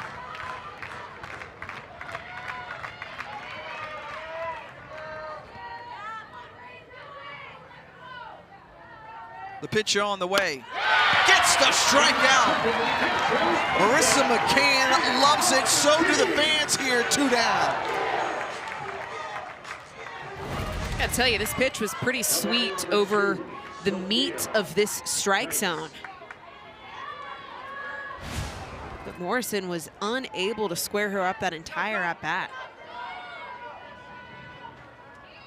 And Waits coming in, so does the infield as that one gets past. Wild pitch that leaves Schuler now 60 feet from home as she advances. You see Weekly calling for a timeout, wanting to have a word here with Sophia Knight. Now we're in the bottom of that order, Tiff, so this has been the portion of the starting 9 for Karen Weekly that she has applied pressure on.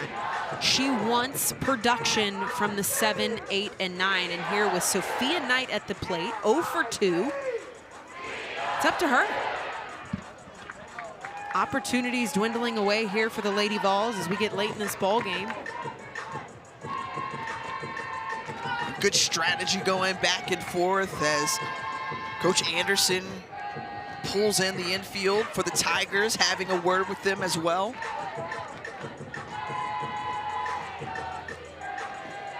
Two down for the Lady Vols. The go-ahead run at third, and so far today, Tennessee is 1 for 7 with runners in scoring position.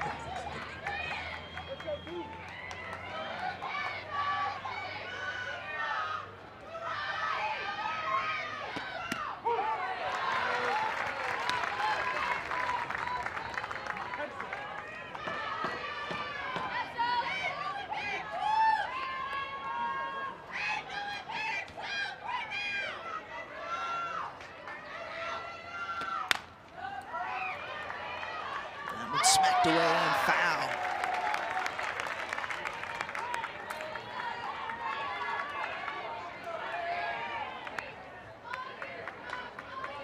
And just look at her grip and the position that she has on the bat. Chokes up just a little bit and hits it into that soft spot, reading the defense well and producing her 9th run batted in this season to give Tennessee the lead. Sophia Knight coming through with 2 outs. Yeah, a very typical approach coming from a lefty. We're wanting to shorten up the barrel to the ball. This is a punch slap right over the 5-6 hole. You're shortening the lever. It's much more barrel control from Sophia Knight, and it's enough to get the job done. Right over the head of Updegrove at shortstop. That's all it took, was a ball right through the infield. And wonderful job by our crew, and thank you for signaling what that is out specifically to the average viewer at home that may not know. And that's going to lead to a change in the circle for Mizzou. So we'll introduce you to the new arm for the Tigers when we come back here to Como.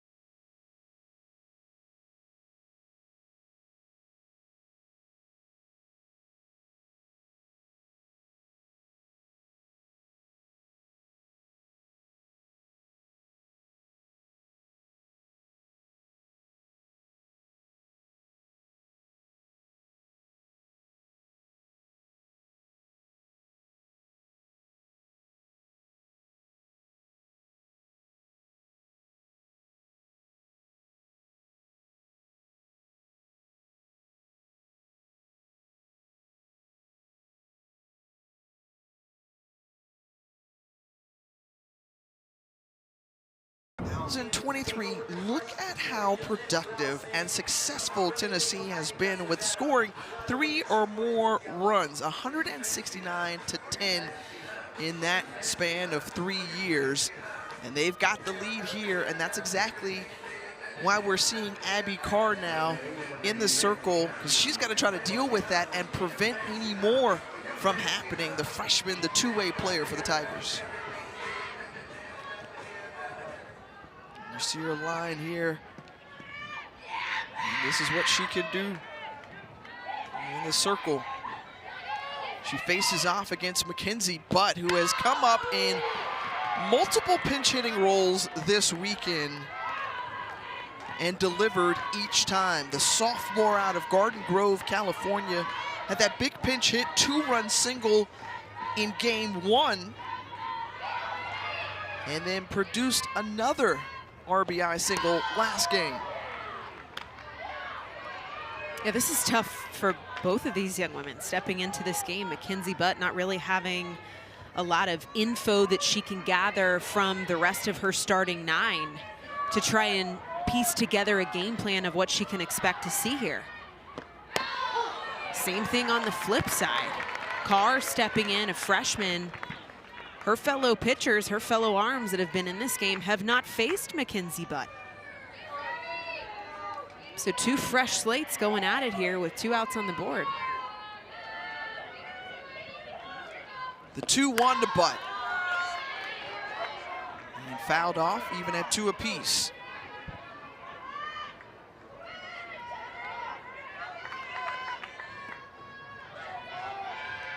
So Butt, who came over this season, we mentioned earlier, with Sophia Knight. Knight, who is on first, responsible for this 3-2 lead. Does she go around?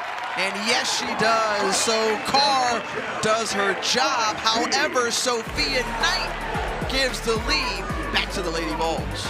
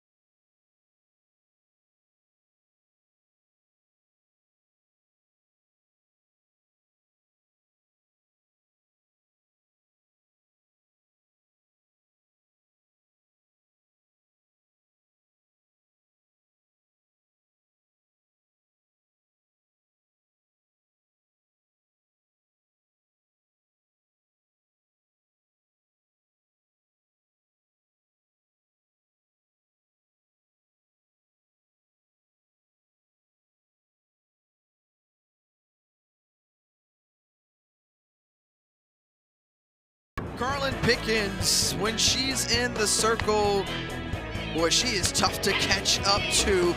One of the best pitchers in the country, back-to-back SEC Pitcher of the Year. She came in relief in Game 1 to pick up the win. We saw her once again yesterday to close the door on the Missouri Tigers, and they're looking for their senior ace to do it once more to try to hold on to this lead and complete the sweep.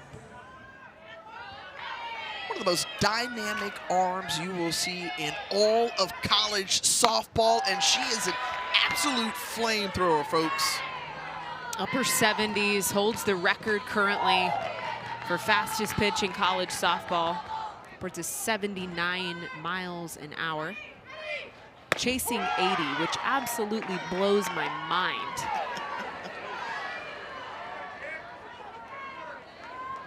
Just an amazing career for the two-time first-team All-American. Already with a golden ticket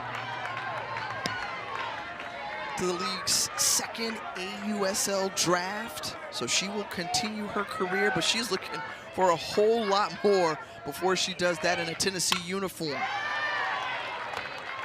Well, it's not just the speed, too. She's got the off speed in the mid-60s, so, you know, some upwards of 10 to 12 mile an hour differential. The rise ball, move the ball east to west. There's a lot of other things that you have to respect about this arm that keeps hitters against her honest. Hardly hit, bobbled at second base by Dodge, and the leadoff batter, Madison Updegrove, is aboard safely. The error at second base allows for Updegrove to stand at first. This one testing Ella Dodge and gets sawed off. I mean, Updegrove hits this off of the handle, and Dodge caught on her heels. That'll give way for Mizzou to find the leadoff on. When you think about Pickens, she's providing the power. The heat. This one popped up. Morrison couldn't get to it. And another opportunity for Linger. But you're absolutely right. I think the tendency for offenses against an arm like Pickens is to overswing. Well, she's throwing harder, so I have to swing harder, and that couldn't be further from the truth. Just make sure you're on time, get the barrel to the ball. It's going to go. She's supplying the pop. How do you plan for her? Like, what is your approach? How can you be on time?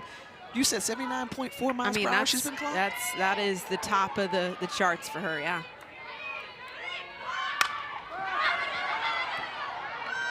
Clark letting that one roll foul along the first base line. There's a couple ways. I think making sure that lower body is ready to pull the trigger, getting that front foot down early. And you can take it even more of a drastic approach in the setup where you're in the back of the box. You can change the perception of time and space there with how far the ball needs to travel. There's a lot of different ways, I think, as a hitter you can attack a Carlin Pickens, but taking it one variable at a time, I think, important. This one smacked back to Dodge and fields it cleanly.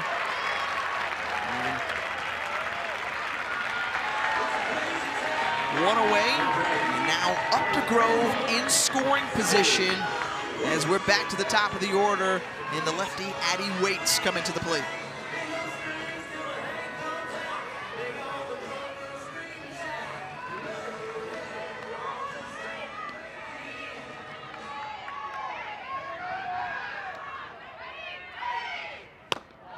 That one outside to Waits.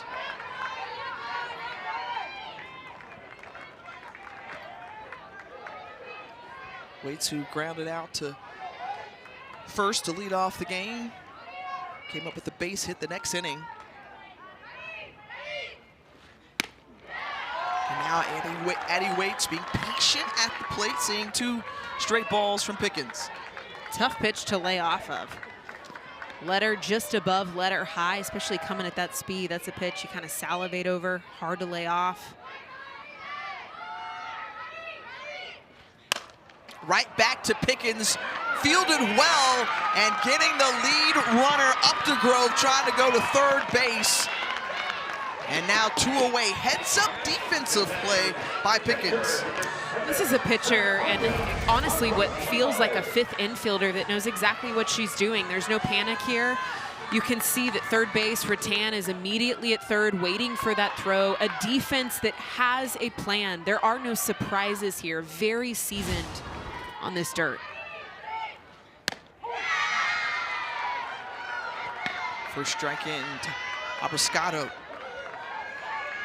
Stefania Abrascato, who jumped nearly 100 points in batting average this year. Fooled with that changeup that comes in at 67 miles per hour. Isn't that just something else to say that out loud? I mean, that is the fastest that some of, the majority of the arms in our game are able to throw. That's her off speed. She's worked really hard this season to develop and master that changeup. She says that has been the difference for her, being able to feel so comfortable throwing it in any count. But this one pulled into right field. And now 2 aboard with 2 outs. And the Tigers looking to roar. If they can even things up here, that would be huge. Massive swing from Abrascato with 2 strikes, barrels this ball. That's a rise ball. Looks almost to be at her shoulders. She stays on top of this, punches this through the 3-4. And I gotta go back to that ground ball too, back to Pickens. Had she not made the heads up play to third base, we would have a tie ball game right now. Excellent point, Aaron. And now 2 on, 2 out, 4 outs to work with for this Mizzou Tiger team. If they want to keep their postseason hopes, NCAA regional hopes, alive. The pitch to Abby Carr, swings on that first pitch and fouls it away.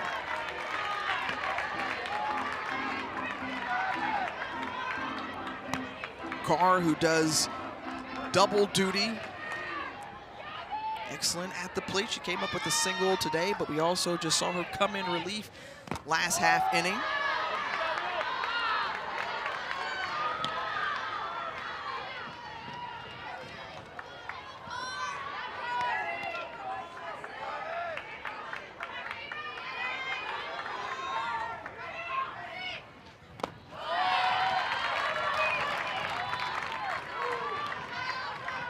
And so if you're Missouri, you're looking to take advantage here and try to extend this inning if possible if you're Abby Carr. And she's able to do so, punches it into right field, bobbled by Gabby Leach. One comes in to score, another one touching home plate, and Mizzou grabs the lead back.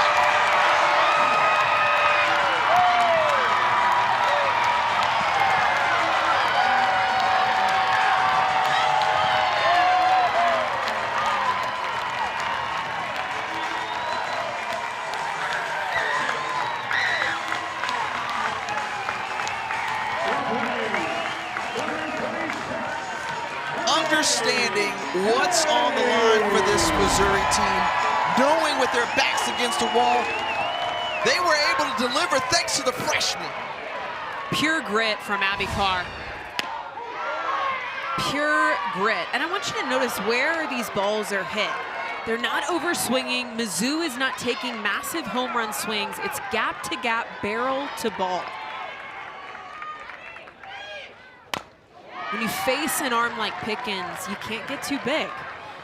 You gotta just punch the ball through gaps, and that's exactly, I mean, they have eaten up this defense right now. And honestly, if it weren't for the heads-up play by Pickens earlier, this probably would be an even bigger lead for Mizzou. This inning alone, we've seen 2 errors by this Tennessee defense. Ella Dodge at second base, and then the right fielder, Gabby Leach, bobbles it and allows the go-ahead run to tag home. And one of the questions that I asked Karen Weekly coming into this weekend, if they were going to make the run in postseason that she knew they could make, what had to happen? And she said, we cannot give up anything on defense behind this pitching staff. We have to protect our arms on defense with the pitching that this team brings. We have to be airtight on D. The 2-2 to Abby Hay, who fouls it off. They've got to try to shore up and continue to support Carlin Pickens. It has been a rough final weekend of play, though, for the Lady Vols defense. They've committed 5 errors here in Como, but caught looking there is Abby Hay. Carlin Pickens gets out of the inning, but not before Missouri grabs the lead back. We're heading to the 7th.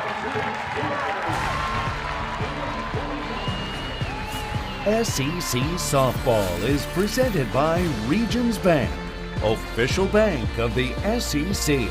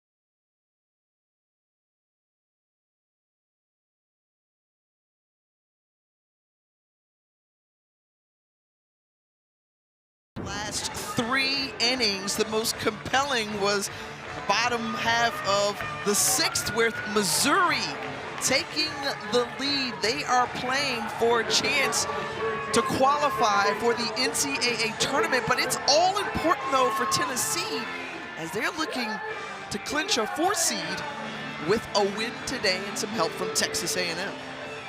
There's a lot on the line here. I mean, what fight, what rally we see late here for Mizzou, a team that really has played with their back against the wall since mid-March, per Coach Larissa Anderson. A squad with the Tigers that knows what's on the line. And they came out with a massive punch against one of the best arms in the nation, Carlin Pickens, coming into circle last inning.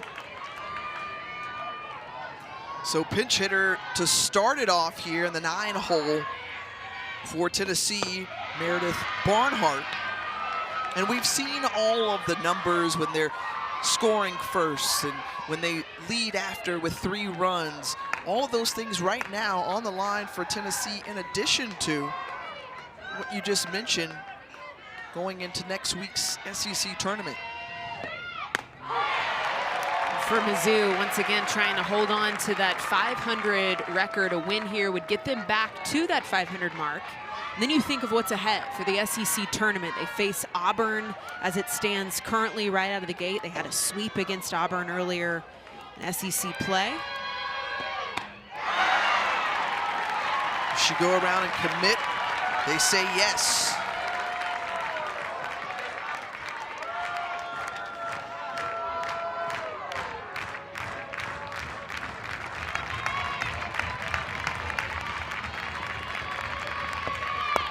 Barnhart laying off for that one. That pitch outside. Now 2 balls and 2 strikes.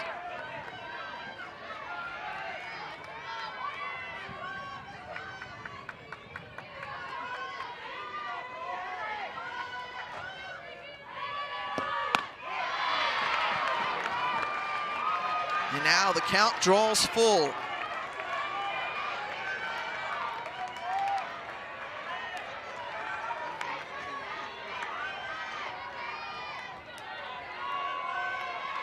McCann, the pitch, out in front and strikes out Barnhart.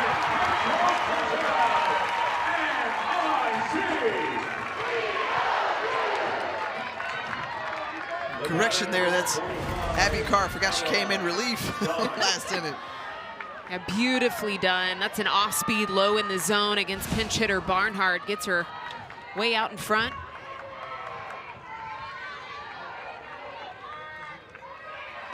And now Ella Dodge back to the top of the order, sees strike one. Another off-speed pitch, low 50s. We've seen her hang in the 48 mile an hour up to about 53 with that changeup.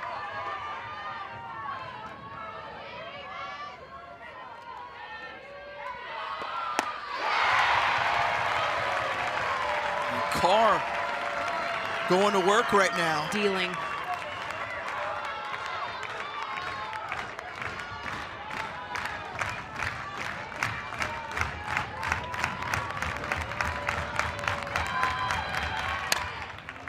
This one punched into shallow left. The scoop diving grab from Lindsey Ramsey. Lenny Ramsey coming in with the sliding catch. Missouri 1 out away, hugs all around. Let's look at it again. This is just such a different energy from Mizzou here in the last part of this game. Offensively, defensively, from Carr in the circle.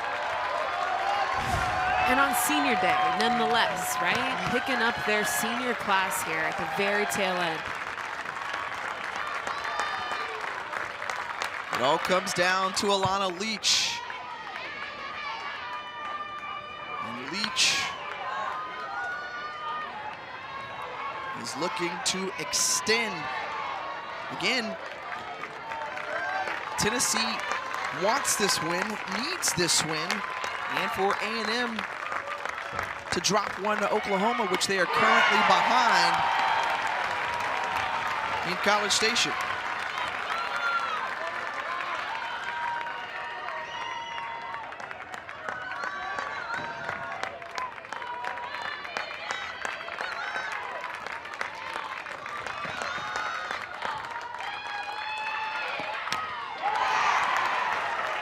And going down after that swing, Abriscato just felt that one.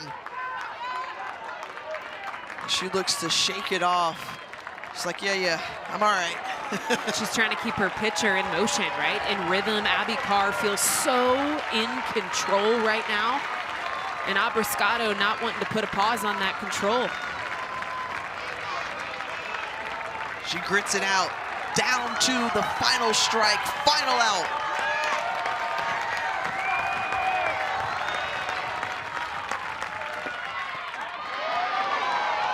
One low, now 2-2. These Tigers fans are anxious right now, on their feet.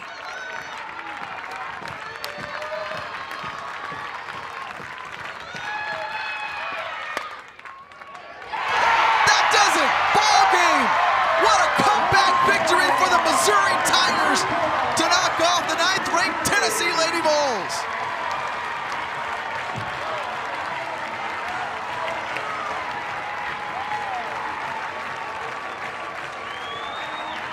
First win against Tennessee since May 9th of 2021.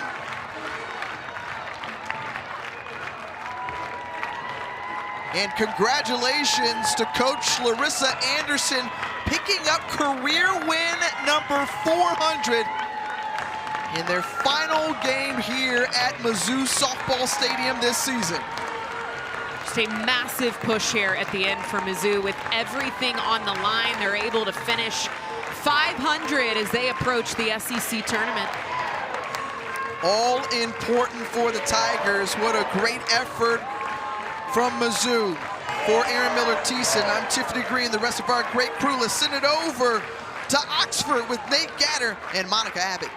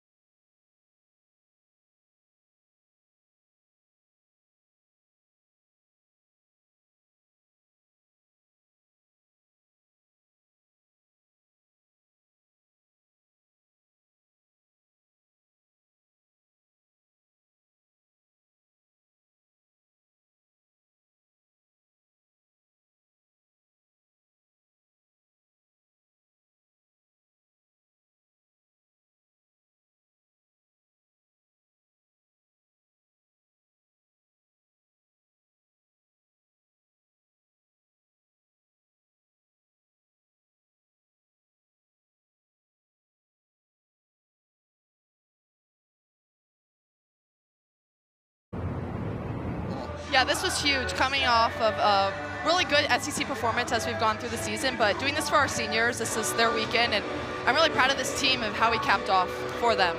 Abby, on both sides of the game, both in the circle and at the plate, coming in clutch, how are you able to manage, especially in your freshman year, pressure-filled situations like that? Yeah, when I think pressure is a privilege, and I think it's a really good opportunity for me to be a two-way, and not taking my bad at-bats out to the field as a pitcher, and if I'm struggling on the mound, not taking it to the box as well. You were able to close things out, but let's go back to the big hit for you to bring in the go-ahead runs, and just take us through just the swing, the mentality. What are you thinking in those moments? Anything I can do to put it in play and do it for my teammates. That was my mindset. I was swinging at pitches out of the zone, and I told myself to look down, and it happened. Abby, as you guys prepare for the SEC tournament, how do you get this team ready to play their best ball? I think we've hit our peak definitely, and we still have more to go, but I think just staying confident in our plan and our standard as a team is definitely helping. All right, thanks so much, and congratulations. Thank you. Ending the regular season on a high note, going into the SEC tournament at an even 500 with a win over Tennessee.